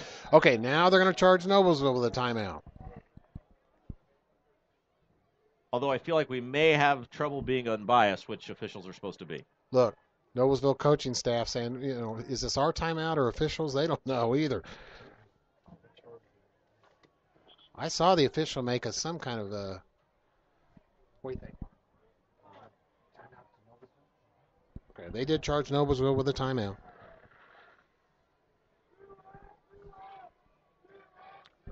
Well, the Bulldogs faithful student section trying to come to their feet. It is Breast Cancer Awareness Night. Yeah, that's a full house down there in the Brownsburg student section. Not a full house by the regular crowd, but a full house in the student section. And a lot of people in pink supporting that cause tonight. Always a great cause to be a part of. 2 receivers wide to the right for Noblesville. Out of the shotgun, low snap, quarterback keeper, and Mello is in for the score. That's a touchdown. And with 3:26 to play, third quarter, 14-13 the score. Will now be 19-14. And Noblesville on to try to add the extra point. 14-play drive by Noblesville. They took that ball from their own 20, 80-yard drive and scored. That was a big drive, a lot of big plays along the way, some controversial plays too, but Noblesville takes back the lead at 19-14, 3:26 left, third quarter. And this is a big extra point. They may go for 2. I would think they would go for 2 here to get that score out to 21-14. Yeah, they will. Mello will run the play. And, of course, Noblesville missing an extra point on their first score of the game. So now this is their third score. This will try to get them back to the even 21 and the 7-point advantage.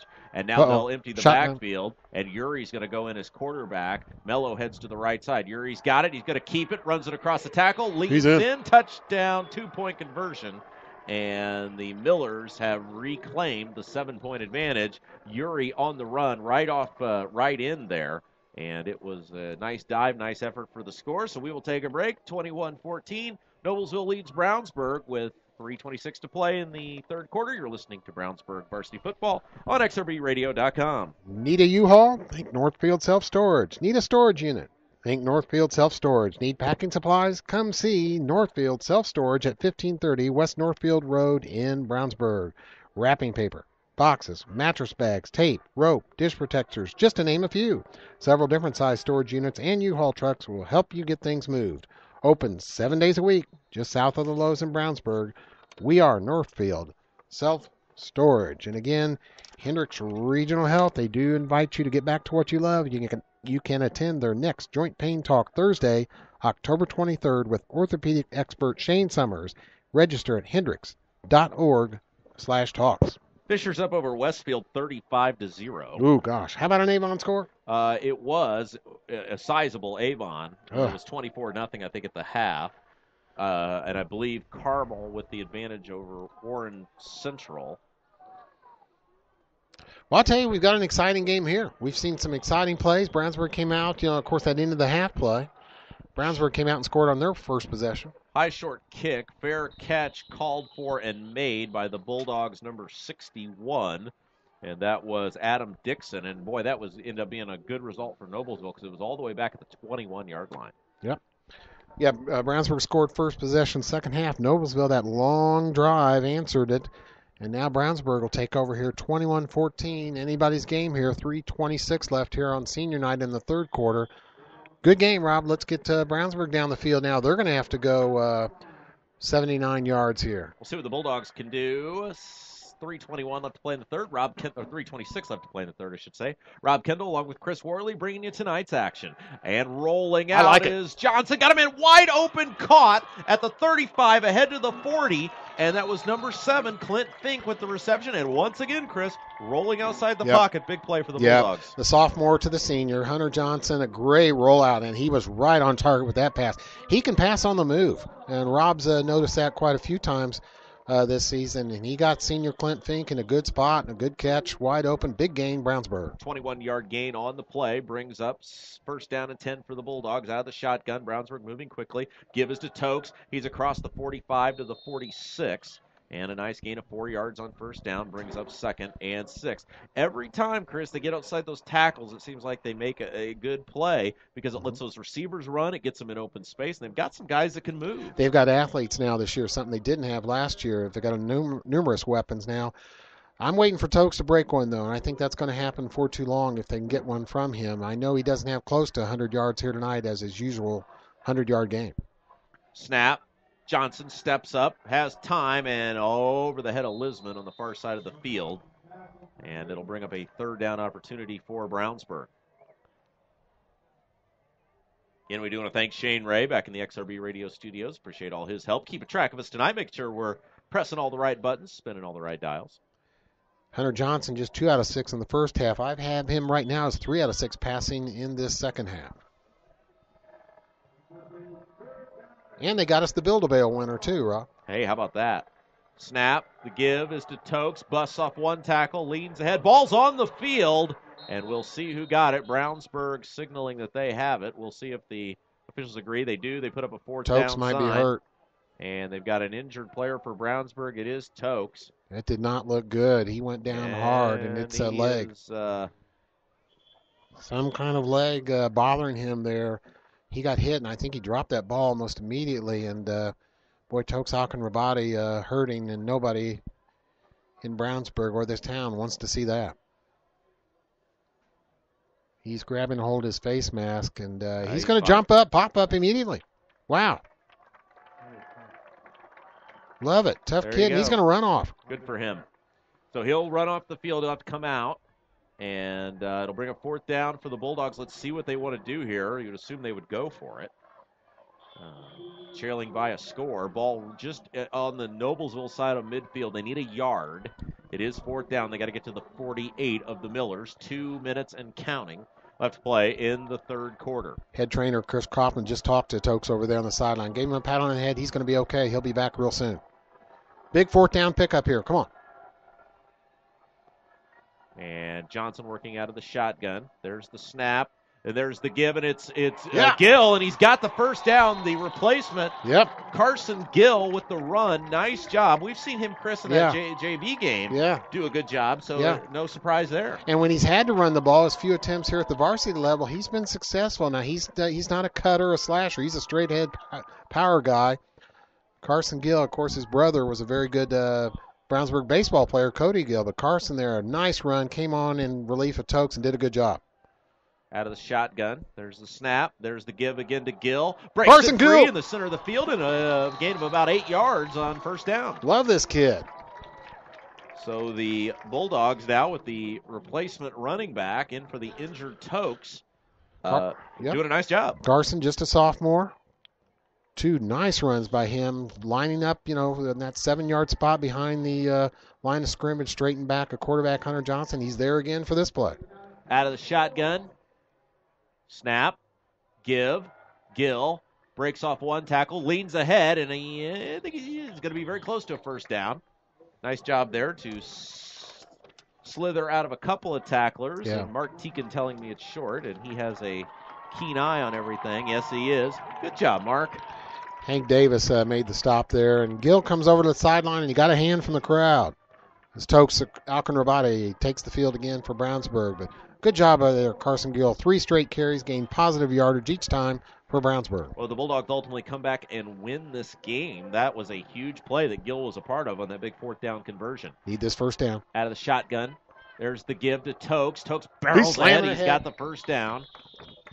And the clock will stop to move the chains as he's clearly across the yardage marker there. Ball to 32, and it'll be 1st and 10 for Brownsburg as there's 20 seconds to play in the 3rd quarter. 8 plays on this drive so far. Started at their own 20, and they've moved it ahead well with 6 running plays, 1 out of 2 passing for Hunter Johnson on this, down to the 32-yard line of Noblesville. All right, 1st and 10 for the Bulldogs. And the give is to Tokes, and Tokes barrels ahead. And that is a gain of about 5 yards on first down. And that's the end of the 3rd quarter, Rob. So we played 3. The Bulldogs trail it by 7, but they are moving. They'll continue when we return. They'll switch ends. Brownsburg trails it 21-14. You're listening to Brownsburg Varsity Football on XRBRadio.com. Stop in any Brownsburg or Avon McDonald's and try one of their $2 tasty specials, the jalapeno burger or triple cheeseburger. McDonald's is a proud supporter of Avon and Brownsburg athletics and is proud to host the McDonald's Hendricks County Sports Show, taped Wednesday nights on location and aired Friday nights before football on XRBRadio.com and XRB 1610 AM. McDonald's has 2 locations in Brownsburg and Avon. In Brownsburg, they are located at the corner of Main and Odell next to Marsh and just off Green Street next to Interstate 74. In Avon, you can find them at the corner of 267 and 36 next to Kroger on Rockville Road next to Meyer. Stop in either Brownsburg or Avon McDonald's for their $2 tasty specials, the jalapeno burger or triple cheeseburger today. All right. Big Welcome fourth quarter back. here. Yeah, as you said, Chris, an exciting football game tonight. Rob It is. Kendall along with Chris Worley coming to you live from Brownsburg High School, where the Bulldogs trailed the Millers 21-7. Good news for Brownsburg is they're on the move in Noblesville territory at the 27-yard line. They'll face a 2nd and 5. Keep it rolling, dogs. Come on now. Snap. Johnson back to pass, steps up, fires a rocket, and it is tipped up incomplete, intended on the far side of the field for number 10, Michael Clare. Boy, that's going to bring up a 3rd down. That was passed into good coverage by Noblesville defense. Even if Clare would have caught that, he wouldn't have gained much yards after that. Noblesville defense right on him. Boy, Hunter just fired that ball a short distance. Maybe he should have put a little touch on that there. He's a sophomore. He'll learn that. Big play on this drive. 2 receivers, 1 to each side of the field. Snap. Give. Tokes. Get out there. He's got room to run. He's got the 1st down and more. Inside the 20. Still Good, he Tokes. cuts it back to the center field. Now Go, to the go, near go. side of the field. He's to the 10, to the 5. He's going to take it in. What a run. Touchdown. Touchdown. Tokes Rabati takes it 27 yards for the score, and the Bulldogs are an extra point away from tying this thing up. What a run by Tokes. Put that one on the highlight reel. He ran to the right side off tackle, and guess where he scored the touchdown? Way around the left end. He cut back across that field. Speed and power by Tokes Rabati. Gets in for the touchdown, a big one for the Brownsburg Bulldogs. So Tokes puts it in, and now Jose Hacker will try to tie the game. Tokes' 13th touchdown of the season. In 13. just 8 games. That was an impressive run, Rob. That's on a highlight reel. Yep. Hacker to tie the game. Snap, spot, kick is up, kick is good, and Hacker right down the middle makes it a 21-21 affair. 4th quarter starts good for the Bulldogs. 11:45 to play in the game. And the Bulldogs and Millers are tied at 21. We'll take a break, be back. You're listening to Brownsburg Varsity Football on XRBRadio.com. Panuni's Pizza and Wings in Brownsburg has something for everybody. Pizza with more toppings than you can count, including specialty pizzas, 5 different kinds of calzones, breadsticks, and cheese bread with 2 kinds of dipping sauce, all made in-house with Panuni's own hand-tossed dough. And don't forget Panuni's jumbo wings with 12 kinds of sauce. Mention the XRB and get 10% off your order. Open Sunday through Thursday, 11 a.m. to 9 p.m. Friday and Saturday open until 11 p.m. Dine in, carry out, or free delivery. Call 286-3500. Panuni's Pizza and Wings at 1447 East Main in Brownsburg. Wow, what a game, Rob. Yeah, it's been exciting so far, and still a lot of action left to go tonight. Rob Kendall along with Chris Worley coming to you live from Brownsburg High School, where the Bulldogs and Millers are knotted at 21. Bulldogs will kick it away after that explosive run from Tokes Rabati. Boy, that was fantastic. Boy, that was great. You know, and Jose Hacker, what a kicker he's been, a senior. Really has done a job here this year. Line drive kick. It will hit at the 10, and it will bounce out of bounds. That's unfortunate, so that'll give the Millers good field position. Right after we bragged on him. But no, he's 5 out of 5 field goals. Hits a high percentage of his extra points. Done a great job here. Jose Hacker. Well, it'll You're bring going to make him kick it again? Well, No. Yeah, No. I'm sorry. Ball goes out to the 35. That's right. So it'll be 1st and 10 there for the Millers. You know, a hot calzone from Panuni's doesn't sound too bad right now. No, we love Panuni's. Those guys are great. Ian and Oh, and, yeah. and Ian is His mom the big, does deliver. the big noonie. Yeah. Yeah, and you got to love that. His mom is the delivery girl. Yeah. You order a pizza from Panuni's. The mother of the owner. Can't beat that. There's the give to Stennett, and he cuts it back center of the field. He's got room to run, and it's a first down and then some across midfield. Sam Hoffa on the tackle. Well, it may be a 16-yard gain. situation in this game, Rob, who has the ball last. Like slow pitch softball. Yeah. First down and 10, ball resting at the 49 of the Bulldogs. So nice run on the first down there by the Millers.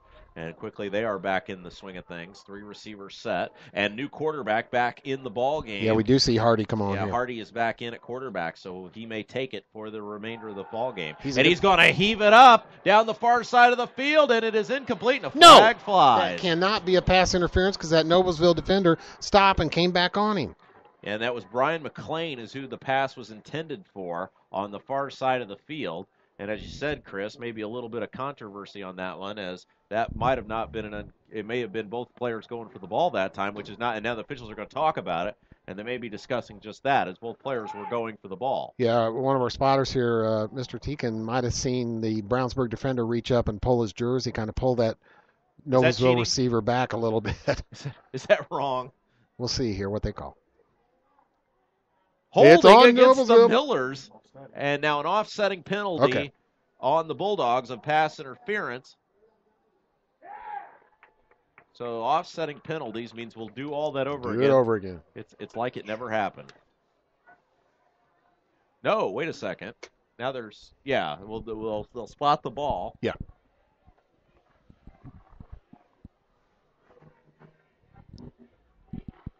Boy, I'd sure like to see Brownsburg get this win on senior night. This big, exciting game here. Been a thriller.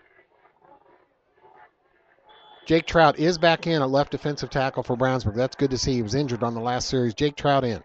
2 receivers wide to the right, 1 to the left. Snap. There's the give to Stennett. He'll flush it out. Oh, great tackle, shoestring tackle in the backfield. Sam Hoffa. Yeah, number 36, Sam Hoffa with the great tackle. That would have been a big gain for Stennett. Yeah, he was just able to get a outstretched arm on his foot there and his ankle and get him down there. That brings up 2nd and 11 or 12, Rob? Yeah, he lost of a yard on the play. Maybe 2, depending on where almost 2 yards. 2 receivers wide to the left, 1 to the right. Hardy working out of the shotgun. Stennett in the backfield with him. Snap. Pass. Caught and dropped, and boy, there was some contact before the ball got now there. There should be a flag, I think. No penalty. Nope. Wow. Yeah, Brownsburg defender back in the game now. Victor Nglima gets some playing time on defense, and he may have made contact into the back of that receiver as the ball was coming to him, but no call there. 3rd and 11. Ball to 49. Big play here in this game. Come on, Brownsburg defense. Need a stop. They may bring a blitz here. Hardy has the shotgun. Backs up, steps up, little screen pass. Got a man caught. It's Uri. He's got the 50. Cuts it back to the center of the field. Still going. Taken down. He'll be short of the first down. Gain him about 5 yards on the play, and it'll bring up a 3rd and 6 or 7 from the 46-yard line. Sam Hoffa again, a tackle, just able to get her outstretched arm, grab the jersey of that runner and bring him down. Sam Hoffa, a junior. You'll be seeing him next year. Made a bunch of plays here tonight, Sam has. And they will punt. Chris, some of these runs in this game tonight have been like video game runs. Yeah. Kids running all over the place. Like in Tecmo Bowl when right. You used to have Bo Jackson on your team. You could run zigzags. Now, that's one thing you cannot do in electronic football. There's the kick. It's a pretty good kick. They'll let it bounce at the 10. It'll bounce inside the 10, takes a Noblesville bounce down to the 6, and that's where they'll put it in the ground. So Brownsburg will come on offense deep in their own territory. Tie ball game, 9:44 to play. You're listening to Brownsburg Varsity Football on XRBRadio.com. When plumbing problems arise, do you want a plumbing company with an impressive truck or fancy jingles? Of course not. You want your problem solved quickly and at an affordable price. At Westside Plumbing, we understand you want a plumber who is honest, respectful, and knows how to fix the problem. Westside Plumbing provides fast, professional plumbing service 7 days a week. When you invite Westside Plumbing in your home, be assured they'll be knowledgeable, timely, and give your home the respect it deserves. Call Westside Plumbing at 445-8399, serving Brownsburg and all of Hendricks County. Tokes pushes ahead on first down. Gain of a yard.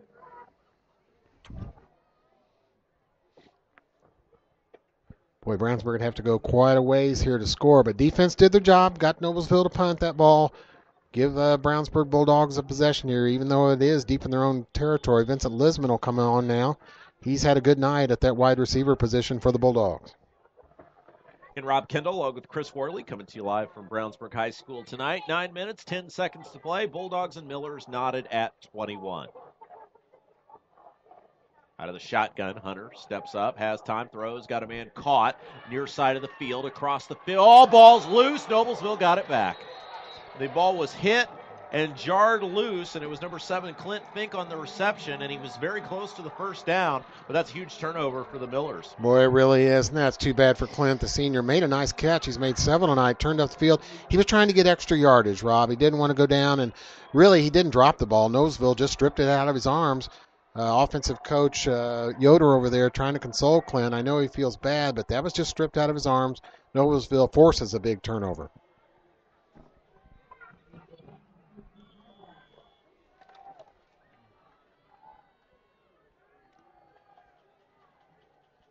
Three receivers wide to the left.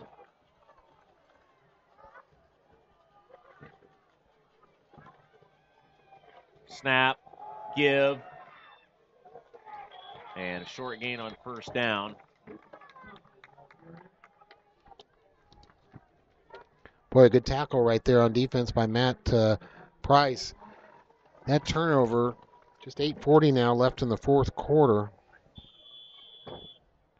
And their quarterback, Rob? Yeah, Luke Mello is back in at quarterback for Noblesville. Yep, number 12, Mello, in the ball game. Ball at the 14-yard line. Gain of 2 yards on first down. Gives to Stinnett. Good defense. Nice job by the Bulldogs that time, pushing him back. No gain on the play. May have even lost a yard. Yeah, that was a real good play right there. 63. Anthony Ciccarelli in the game now. He made the initial stop. Sam Hoffa finished up. Brownsburg defense really playing a good game here tonight. 3rd down and 10 for the Millers. Clock continues to move. We're inside of 8 minutes to play in the contest. Exciting game tonight. Glad you stuck around with us on this October evening in the regular season home finale for the Bulldogs. 2 receivers wide to the left. The Bulldogs coaching staff begging for something. I don't think they got it. Back to pass. Stinnett flushed out of the pocket. Has room to run. He's hit. Leans forward. He's going to be short of the first down. Nice gain on the play, though. It'll bring up a 4th down and about 4 yards. So we will see whether Noblesville elects to go for it or kick what could be a game-deciding field goal. Yeah, what happened there, Rob, is Noblesville had 3 wide-set receivers to the far side of the field, and I don't think Brownsburg had that covered, so the defensive coach was yelling to get people out there, but they did finally get it covered, and that forced the quarterback run by Mello up the middle. Are they going to try a field goal? He's only got 1 this year. They are going to try the field goal. It will be about a 25-yard field goal from the center of the field. The kicker is number 75, Andrew Little, and a timeout, and it was called by Noblesville. Now, that's important, or it could become important as we wind down the contest here tonight. So Little will attempt a 25-yard field goal. It's going to be right from the center of the field, or just maybe slightly to the right, inside the right hash. Little does not have a field goal all year. The only kicker who's made one for them is Zach Neeser, and that was just from 23 yards. Mr. Little has not had a field goal this year, so he is going to be on in a dramatic moment in the fourth quarter here. Was it Droza to try and get his first quarter? Was it Droza that used to kick the? Yeah, Groza. Yeah. What did he used to do, Rob? What are you looking at? The lineman that used to kick. Oh, okay, right. Yeah, Lou Groza. Who's in the Hall? I think he's in the Football Hall of Fame, isn't he? Was it Blanda that used to kick too? Kicked into his 50s or something like that? Yeah, George Blanda for the Raiders, right. Yeah. Well, Rob, we've got some old timers in the booth here with us tonight. I'm sorry to say that. We really do. But a lot of it, wealth of experience, we'll say. That's right. It's been great to have these guys here. Knowledge is power. Helped us. They've provided some good knowledge here. All right, so now it looks like they're going to go for it. So a change of heart out of the Millers, and they'll send Mello back onto the field. fourth down and 4. Quarterback keeper for Mello. He's ahead. He's close. I don't know. It's going to depend on a spot. It looks like he's short from where these officials are coming in. Going to be close. The Brownsburg sideline thinks they got that stop made.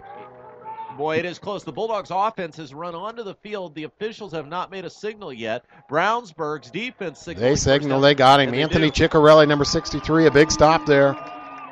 And that's a huge difference of having a field goal kicker and not having a field goal kicker right there. I mean, that's automatic. If it's Jose Hacker in there, you kick the field goal, take the lead. Good point, Rob.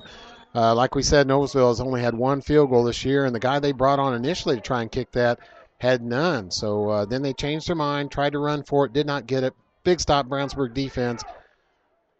Bulldogs will take over on downs here deep in their own territory. Well, now's the time for a heroic drive for sophomore quarterback Hunter Johnson. All right, let's see what Johnson can do here. Johnson takes the snap, gives to Tokes, cuts it to the far side of the field, barrels ahead, and it's a short gain up to about the 10-yard line. He's going to gain about 3 yards on first down. You know, we say Hunter Johnson, this is his drive, but Tokes also. He's got to do a job. Tokes has a long run this year. He scored a 93-yard touchdown earlier in the season. I'd like to see him break loose for, what would this be, 97, 92-yard. Clock continues to move. We're at 6:20 and counting. Tyler Kurtz is going to play a role here. He's a wideout to this side. Shotgun snap. Johnson has They're going time. for Kurtz. Heave down the field, incomplete. Nice defense by the Noblesville secondary that time. Yeah, it was, Rob. Kurtz never could get open, but that was kind of throw the ball up and let your receiver run under it, and just couldn't get under that one. So big third down now for the Bulldogs, and this is key because they'd be punting out of their own end zone. Yeah, need to pick this up. 3rd and 7, Rob. What are you going to do? Roll them outside the tackles. Yeah, good. Same thing I've been saying for 6 weeks. Hunter's so good at passing on the move. I would like that. And let's roll him to this side. The ball is on the far hash marks. Let's roll him to this side and look for Tyler Kurtz or some other receiver over the middle. Vincent Lisman played a big role tonight. Out of the shotgun. There's the snap. The play act. There it is. He rolls out on the move. Throws. Got a man caught. And it's a first down. He hung on to the ball. Vincent Lisman. Rolled him outside the tack. And did they wave? No, they are. He's got it. That's a first down. Vincent Lisman with a tremendous catch. Without fail tonight, Chris, and even going back the last few weeks, when they have put Johnson on the move, they've had plays that have worked. You know, we got that one right up here in the booth. We said move him and pass him, and he did. But Vincent Lisman, he's the offensive star of this game so far. What a catch. Bulldogs move quickly. There's the give to Tokes, and he is swallowed up. No gain on the play. And it'll bring up 2nd and 10, 5:50. Clock continues to move. Bulldogs still have all three. The Bulldogs, still have all 3 timeouts left. Noblesville with 2. I like that. Tokes taking over in the huddle a little bit there, getting on his guys, challenging them. Hey, you give me some good blocks up front, and I'll break through that line. Now let's put Hunter Johnson in motion to the wide side of the field there, or at least a rollout pass to that side. How about that, Rob? 2 receivers wide to the right, 1 to the left. Out of the shotgun. There's the snap. It is. Rolls right side. There it is. Got a man wide open. It's caught.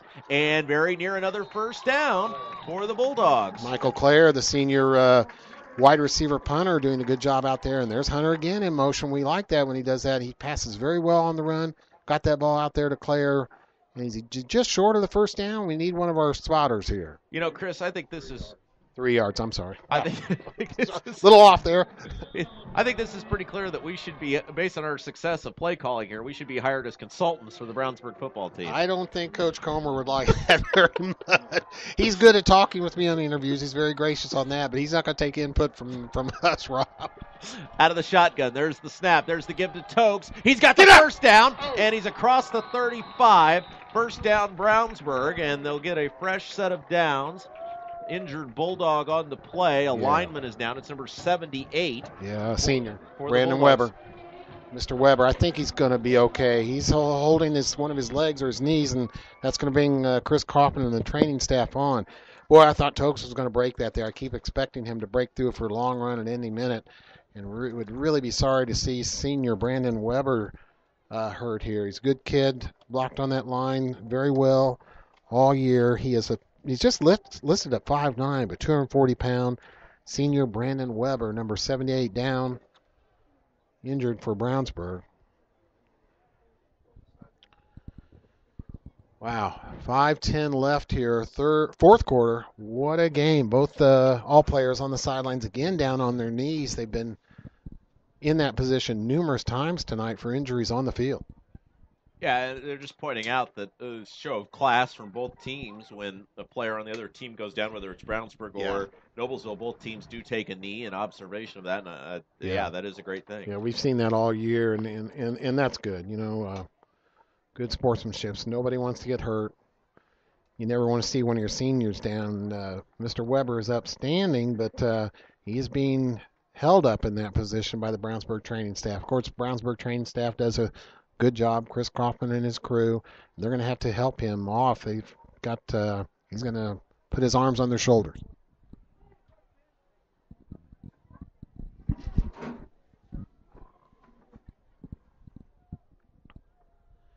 Wind blowing. We haven't seen much rain here. That's been one good thing. Yes. No rain held off. We got the bonfire across the street in one of the houses. Of course, everybody still loves this. We still think of this stadium as new. It's going to close out its second year. BillEstes.com field here at RoArc Stadium.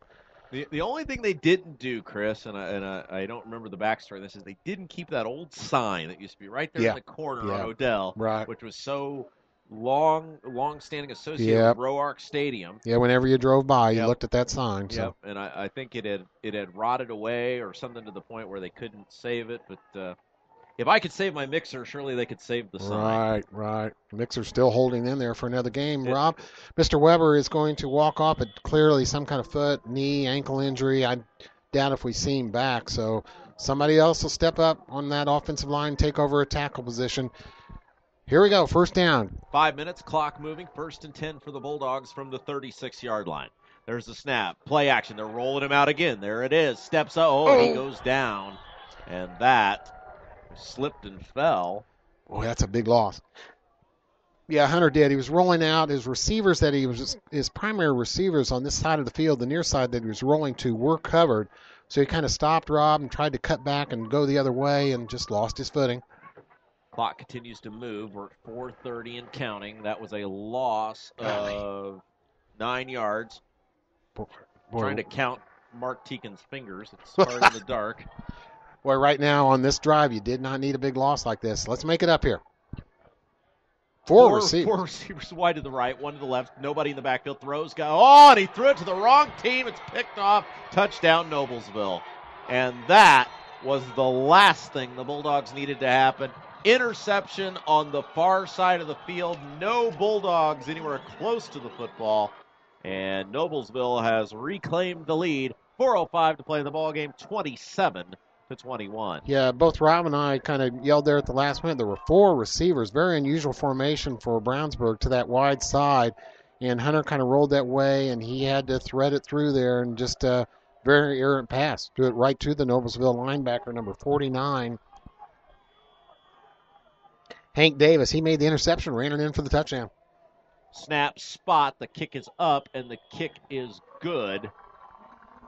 And you mentioned those formations, and we've seen so many different formations from the Bulldogs tonight. And occasionally the mad scientist form of offense works, but especially with high school kids, changing things up from week to week, that's hard to get everybody in the right position. It is. We saw it right there. You've either got the quarterback throwing to the wrong spot or a receiver running the wrong route because there was nobody close to the football that time. It is, and I think Brownsburg tried. It's obvious. We're seeing things we haven't seen all year. So Noblesville came in just allowing 16 points a game. They're the best defense in the conference. I think Brownsburg's thinking was we're going to show them a totally different look than they've seen on tape from us all year and try and score some points. Well, they've done that. They've got put 21 points on the board, but just a big mistake, a big turnover there by the sophomore quarterback, Hunter Johnson. I know he feels terrible. He was holding his head in his hands there as he came to the sideline. But that's a big turnover now. Game not over yet. You got to gather yourself. Try and get that ball down the field. If you get a score, you could tie it up, or you go for 2 and you take the lead. This game is not over. Don't hang your head too much. Let's see if Brownsburg can battle back here. Yeah, kudos to the Bulldogs as they have responded each time they've had to tonight. And speaking of kudos, good job with the Noblesville crowd traveling tonight, Chris. They've got a pretty good little showing out there. Sure do, and that's not an easy drive. We know that.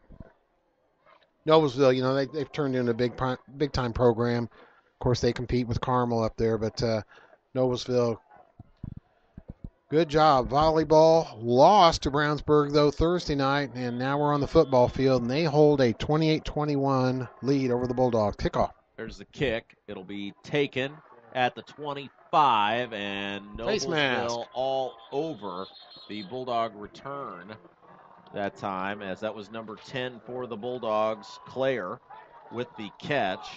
And so Brownsburg will start at its own 20. Well, those officials weren't much for the forward progress. Looked like it was the 25, but they've got it all the way back to the 22. 22. These officials need work. Yeah, they have not been that good. And now we're going to see the sophomore quarterback, Hunter Johnson, pick himself up, come in here and do some good work after that interception for a Noblesville touchdown. I would imagine that would be Brett Comer's assessment after this one. That would be the word he would use, work. These officials need work. Yeah.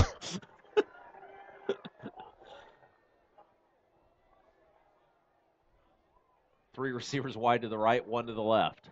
Snap, back to pass, steps up, throws, got a man caught, wide open, it's Listman, and he barrels ahead. He's very close to a first down. Looks like he's going to be about a yard short. And a second down coming up for the Bulldogs on the far side of the field. Nice pass by Hunter Johnson right there, out to his best receiver tonight, the young Vincent Lisman. Brownsburg coaching staff, I don't know, what are they upset about now? Maybe they want a different spot. Coach Comer is... He thought it'd be a first down. Second and short for the Bulldogs. Clock is running. 3:28 and counting. Three receivers to the left, one to the right. Tokes lone man in the backfield. Johnson has time. Fires. Caught. Vincent again. Near side of the field. Barrels ahead. First down. Up across the 35 to about the 37-yard line. Another face mask. And...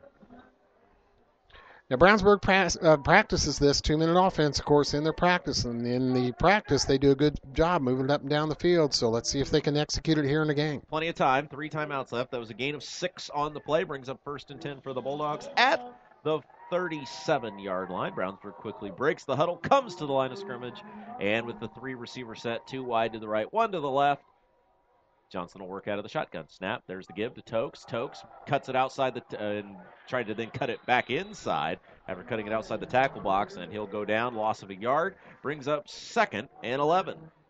Number 98, Logan Compton, a senior defensive lineman for Noblesville, reached up, got a hold of Tokes' jersey from behind, and brought him down close to the line of scrimmage.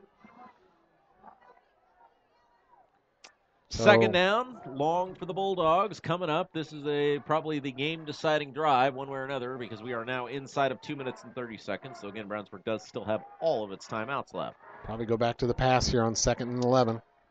Johnson rolls out, rolling, looking, flushed out of the pocket, rolls back right side. He's got room to run, takes off, and trying to get out of bounds. Can he do it? Yes, he does. That's big. That'll stop the clock. Gain of about 2 yards on the play. But again, he did get out of bounds. The clock will stop. Yeah, good play by Hunter that he didn't want to make another mistake, so he tucked that ball and ran when all of his receivers were covered. He'll come over to the near side, talk to Coach Yoder, and get this important play called. Yeah, he runs about 30 yards. He's running, from one side of the field to get the play called in.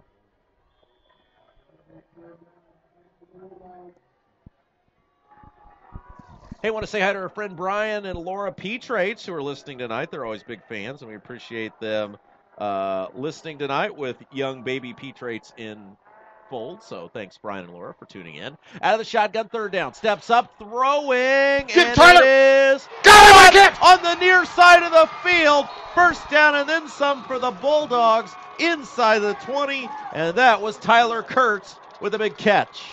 After that interception, Hunter Johnson, 3 out of 3 passing, and that was a big-time play. He threw that ball with good height on it down the field, let Tyler run under it on this near sideline, and Tyler took off with that good speed. Of course, he's on the track team, too, and got brought down. Where's the ball at? 49-yard reception for Kurtz that 49 yards. And it'll be placed at the 14-yard line as Kurtz will hobble off, and he did get out of bounds. The clock does stop. 2:09 to play in the contest. 1st and 10 for the Bulldogs with a fresh set of downs. They can still pick up a first down before scoring a touchdown. Yeah, need to get Tyler back in there. I think he hurt his ankle, though, as he was tackled. Snap, gives to Tokes. Yeah, Cuts it Tokes! to the near side of the field. He's inside the 10, inside the 5, and He's down in. to the That's a touchdown. Touchdown, Bulldogs. Tokes, second Rabati, cuts it to 1. 2 minutes, 4 seconds to play. A 14-yard touchdown run for the Brownsburg junior. Boy, Tokes was tackled just as he was near the goal line. He broke the plane of the end line there and got it in for the touchdown. Great run by Tokes. He was not going to be stopped on that run. What an exciting ball game now. Here's an important thing. Brownsburg's going to go ahead and kick this. You don't want to go for 2 here, Rob? No, let's go ahead and kick it and make it 28 all. There's still 2 minutes left on the clock. No, there's also that theory, Chris, that you only live once. Yeah, we may want to talk about it. Coach Comer coming out on the field. I think they're going to call a time here, Rob. No, I think he's trying to get a player. Okay, in. okay. So, Jose Hacker, important, and we are going to call a timeout. Timeout, Brownsburg. Well, so the Bulldogs, boy, I'll tell you what, that's at home. You don't see that very often that you go for the win. You do see that on the road sometimes, yeah. but high school football is different because you get it's like college. You get an equal set of downs. Everybody gets the ball. Well, let's look at the situation here. Brownsburg 3-4, senior night. You got a chance to win this game with 2 minutes and 4 seconds left. I'm undecided here. Mark, what do you say? Go or go ahead and extra point? I think we kick it. Gonna kick it to get the tie. Mike Kendall, your opinion? Kick? And they're advice men, so you can't go against your advice That's men. why we ask them. Carmel beats Warren Central tonight, 17-10. Okay. So 1 against 2. Is the Avon game over yet? Well, it was over at halftime. Okay. 38-0, Avon over Zionsville. So congratulations to Mark Bless and our friends. Hope Brian Scott had a good time out there calling. They're going to be tonight. going for a conference championship next week. All right, here we go. And they're going to, Clint Fink is on to hold. Yep, so the Bulldogs will take the tie. Watch out now. You know, I've seen him in practice a few times do a fake. We'll see what. It'll come out of the Fink hold. Watch out. Hacker on. Let's see what happens here. Snap, spot, kick is up, kick is good. Right down the middle. And with 2:04 to play, the Bulldogs tie it at 28. Wow. Senior night. Most exciting game of the year. And of course, the Avon victory, you look back, that was the biggest game of the year. That was a fantastic win. Bulldogs came into that Avon game a little bit of an underdog, and they beat their arch rival in a big, impressive way. Now we've got 28 all with Noblesville here. Noblesville, a good team. They came into this game 4-3. And some big wins early in their season. So 28 all here, senior night. Thrilling drive there. That started on Brownsburg's own 22-yard line. Of course, they had that big pass play to Tyler Kurtz. Tremendous job. Hunter Johnson, after throwing that interception, was 3 out of 3 passing on that drive. So he did come back and do a good job. Tokes, a great touchdown run there to tie it up 28 all. Of course, Jose Hackers, boy, he's been great kicking, been great on his extra points. He needed to put that one through to tie it, and he did. Everybody here in our booth said, go ahead and kick it. We wondered. I was the one wondering. I'm going to go with the experience, and these guys called it right, 28 all. So Hacker will kick it away. Noblesville with 2 timeouts left. Brownsburg with 2 timeouts left. And 2:04 to play the ball game. Rob Kendall along with Chris Worley bringing you the action tonight. Thank you for tuning in, whether you're tuned in on xrbradio.com or watching the feed on audiosportsonline.com.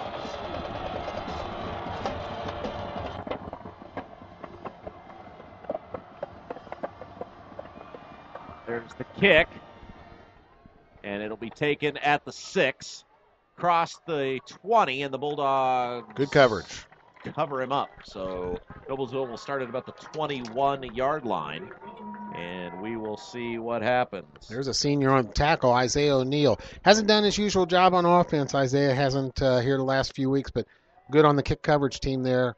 Made that important tackle, and Brownsburg defense will come out for this big, important stand. Okay, well, let's see.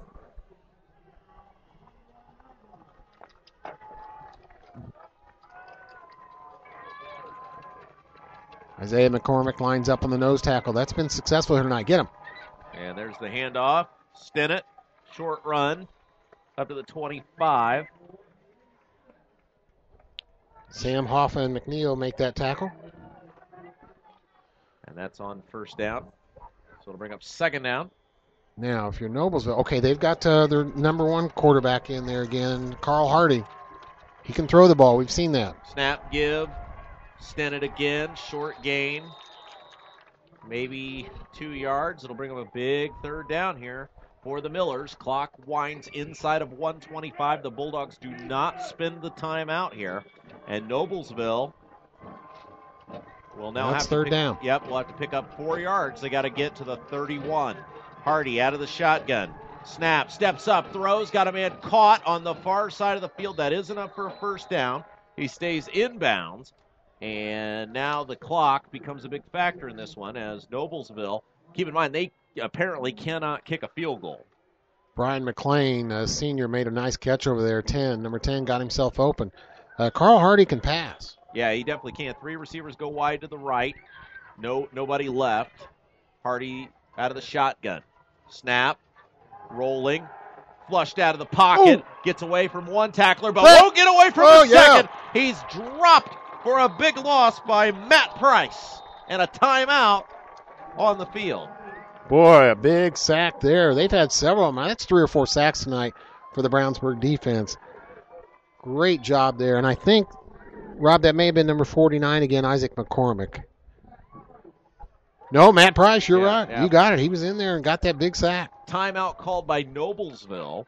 There are 49 seconds to play in the contest. Wow. And the Millers do spend their second timeout. They've got 1 left. Now, keep in mind, this plays into the Bulldogs' hands.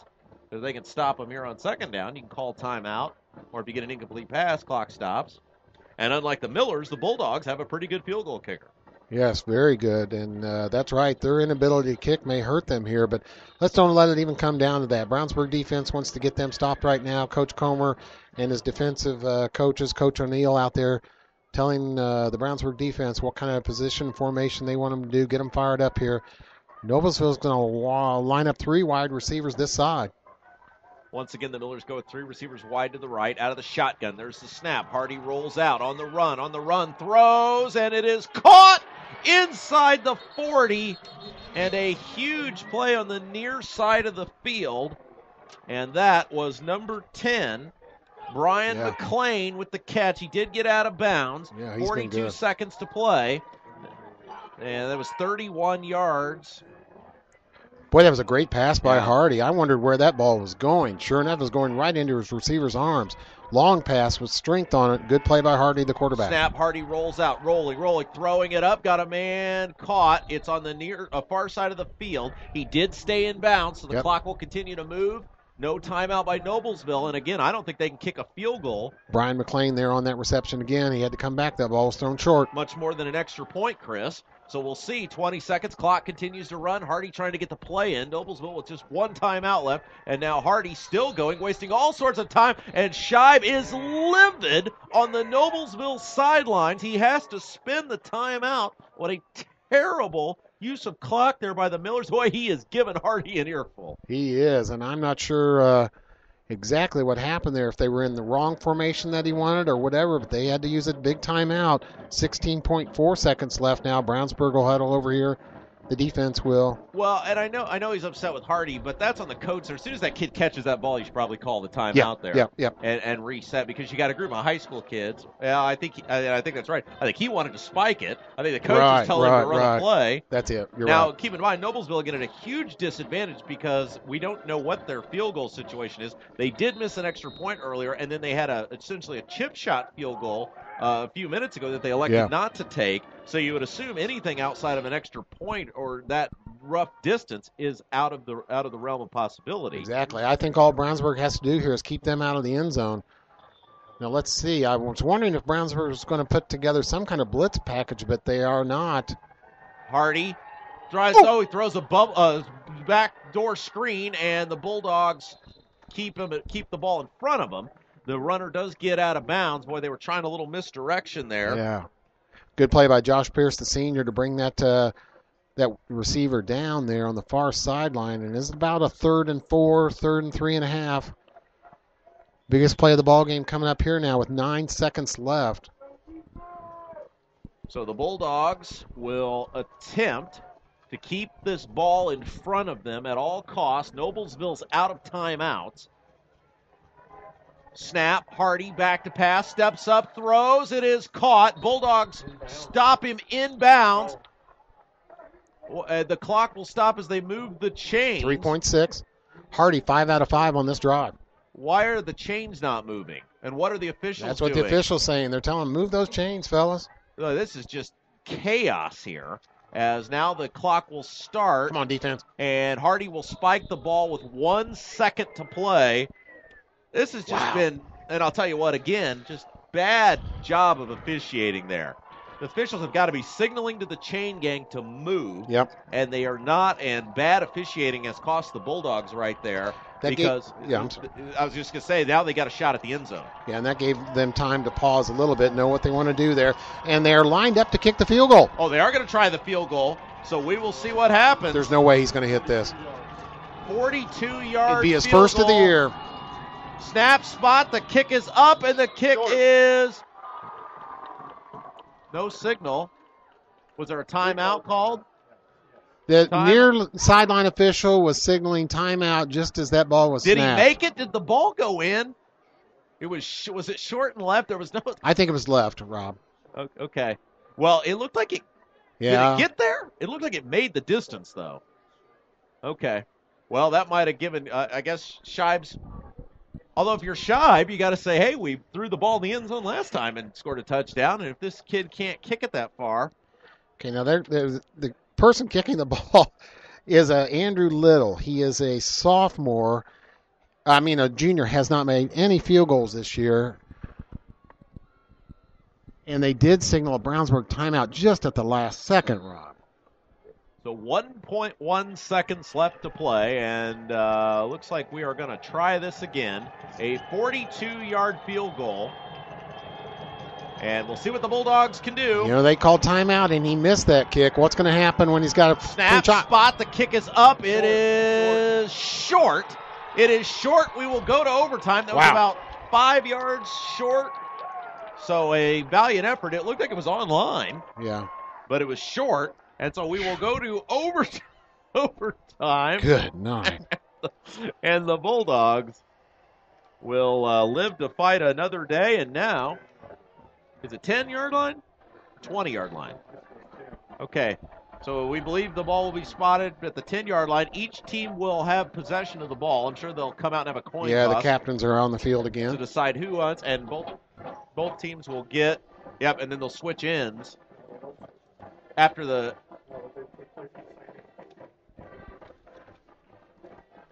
Brownsburg Coach Comer here huddling with his captains, and Lance Shibe for Noblesville will do the same on the far side as we're going to get together here and decide how this is going to play out. Thrilling finish right there to regulation time.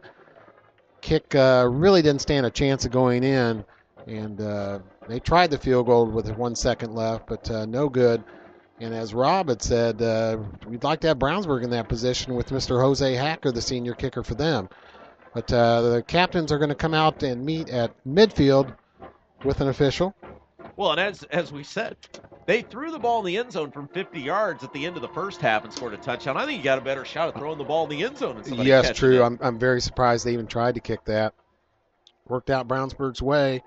Bryce Toll and Brad Geilinger, the captains, will stay back as Clint Fink and Josh Pierce go to meet with the officials and the Noblesville captains.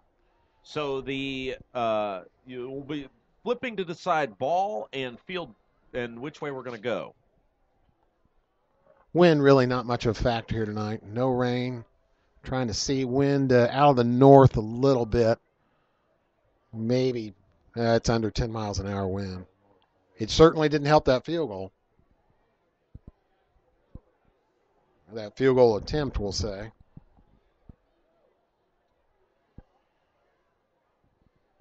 Both coaches anxiously watching here the huddle of the captains with the official at the 50-yard line. What a game here tonight. 28-all, senior night. Noblesville and Brownsburg tied as we head to overtime. All right, so we have the toss.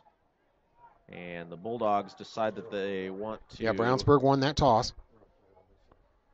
Play to the will be the south end of the field. And so Noblesville wins the toss. They elect to play defense first. The Bulldogs will have the ball, and they will face the south end of the field. So Brownsburg will have the ball. Noblesville wins the toss. They take defense first. The reason, for those of you listening or watching at home, you would take defense first is you know whether the team kicks a field goal, scores a touchdown, what you need to do when you have the ball. Yeah. Now, this is going to be done, if you've seen a college overtime, this is done essentially the same way, I believe. It's from the 10. From the 10-yard line, the offenses are lined up. We've been told by one of our experienced spotters. The structure's the same, though, as far as each team will have a chance here. The ball's at the 10. Teakin knows he's an advice man. Ball's at the 10-yard line. Brownsburg will have the ball. So first down and 10 for the Bulldogs. Again, they'll have 4 plays to get it into the end zone or kick a field goal, and then the ball will become the Millers' possession. Let's get it in the end zone here, Rob. And Hunter Johnson goes out. Alcon Rabati set back. All right. Johnson out of the shotgun. Split receiver set. There's the give to Tokes. Tokes runs into the pile and picks up maybe a yard on first down. Now, again, keep in mind, this would tend to favor the Bulldogs because the kicking game would favor Brownsburg. Well, I'd like to put this in the end zone, not have to worry about that, but let's see. Lisman is going to come on now as a receiver. Lisman, the star of the game on offense as far as the wide receivers are concerned, caught some big balls here tonight. Yeah, good point on that, Chris. He was really a big factor in this Bulldog, what hopes to become a Bulldog win. Let's see if we can get Hunter rolling again. That's been successful. 3 receivers to the right, 1 to the left. Tokes the lone man in the backfield. There's the shotgun snap. Johnson steps up, going to the far side of the field, and it is Interference, and it'll be a first down for the Bulldogs. Pass interference flag, we assume, coming up. That's one where Hunter just tries to hit Tyler Kurtz in the corner there, throw the ball over the defensive back's head, but the defensive back was all over Tyler Kurtz, and an interference flag was thrown. Pass interference on the Millers, and it'll be first down for the Bulldogs. And I don't think, of course, any yards were marked off here, right? Yeah. Halfway, 5-yard line? Yep, half the distance to the goal. Yeah, down to the 4 because Akron Rabate did gain 1 yard on that first play, so about the 4.5-yard line. So first down and goal for the Bulldogs. Again, if you are just tuning in, Rob Kendall along with Chris Worley. We're in overtime. Bulldogs and Millers knotted at 28. And the Bulldogs now will have a first and goal from the 4. Really just inside the 5, actually. Out of the shotgun, there's the snap. The give is to Tokes. He is hit and swallowed up. He tried to cut back in. If he'd have gone outside, he might have had some room, but cutting back into the pile of Noblesville defenders and no gain on the play. Brandon Nye, the 6'5", 265-pound senior defensive lineman right there on the stop for Noblesville. I tell you what, this is always a good time, I think, to either fake or a dive into the middle of the line with Tokes, then get out around the corner. If you had a good running quarterback, you could do that, or maybe get it to Lisman out on the corner, or Tyler Kurtz. Let's see what they do. Second down. Split receiver set. Out of the shotgun is Johnson. Snap. Play action. I like it. Rolling. On the run. Throws. Got him in. Did he catch it? Yes! What a catch! Bulldogs! Michael Clare, what a catch. That ball was scooped off the ground by Clare. Picked it up off the turf. If we were in college with the pros, that'd be under review, but it is a touchdown for the Bulldogs. Clare, a big catch. He's had 3 or 4 catches. He's had a big senior night here. Yeah, that was a huge catch for the Bulldogs. Yep, they rolled Hunter Johnson out to the right, and that ball was scooped off just off the turf by Michael Clare, who's also a punter, of course, plays baseball. Senior Michael Clare, a great catch for that touchdown in overtime. This was a huge extra point coming up here for Hacker. Snap, spot, kick is up, kick is good. Hacker right down the middle. And the Bulldogs now have the 35-28 lead. Noblesville will now get their 4 plays from the 10-yard line. Well, you've been listening to Brownsburg Varsity Football tonight on xrbradio.com and XRB Radio 1610 AM. Tonight's broadcast has been brought to you by McDonald's, Nelson Jewelers, Northfield Self-Storage, Panuni's, Pete Fay, your State Farm agent, the Payroll Department, Westside Plumbing, Ivy Tech, and Hendricks Regional Health. And what a ball game we've had tonight, thanks to our fine sponsors. I know everybody out there has got to be glad they're bringing this to you. And now Noblesville's offense will come out. They'll be going the same direction, going towards that same end zone, and they'll get their 4 plays here.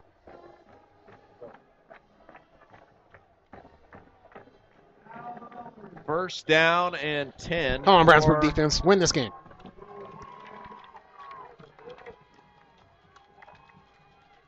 Snap, there's the give, and he's down inside the 5 on first down.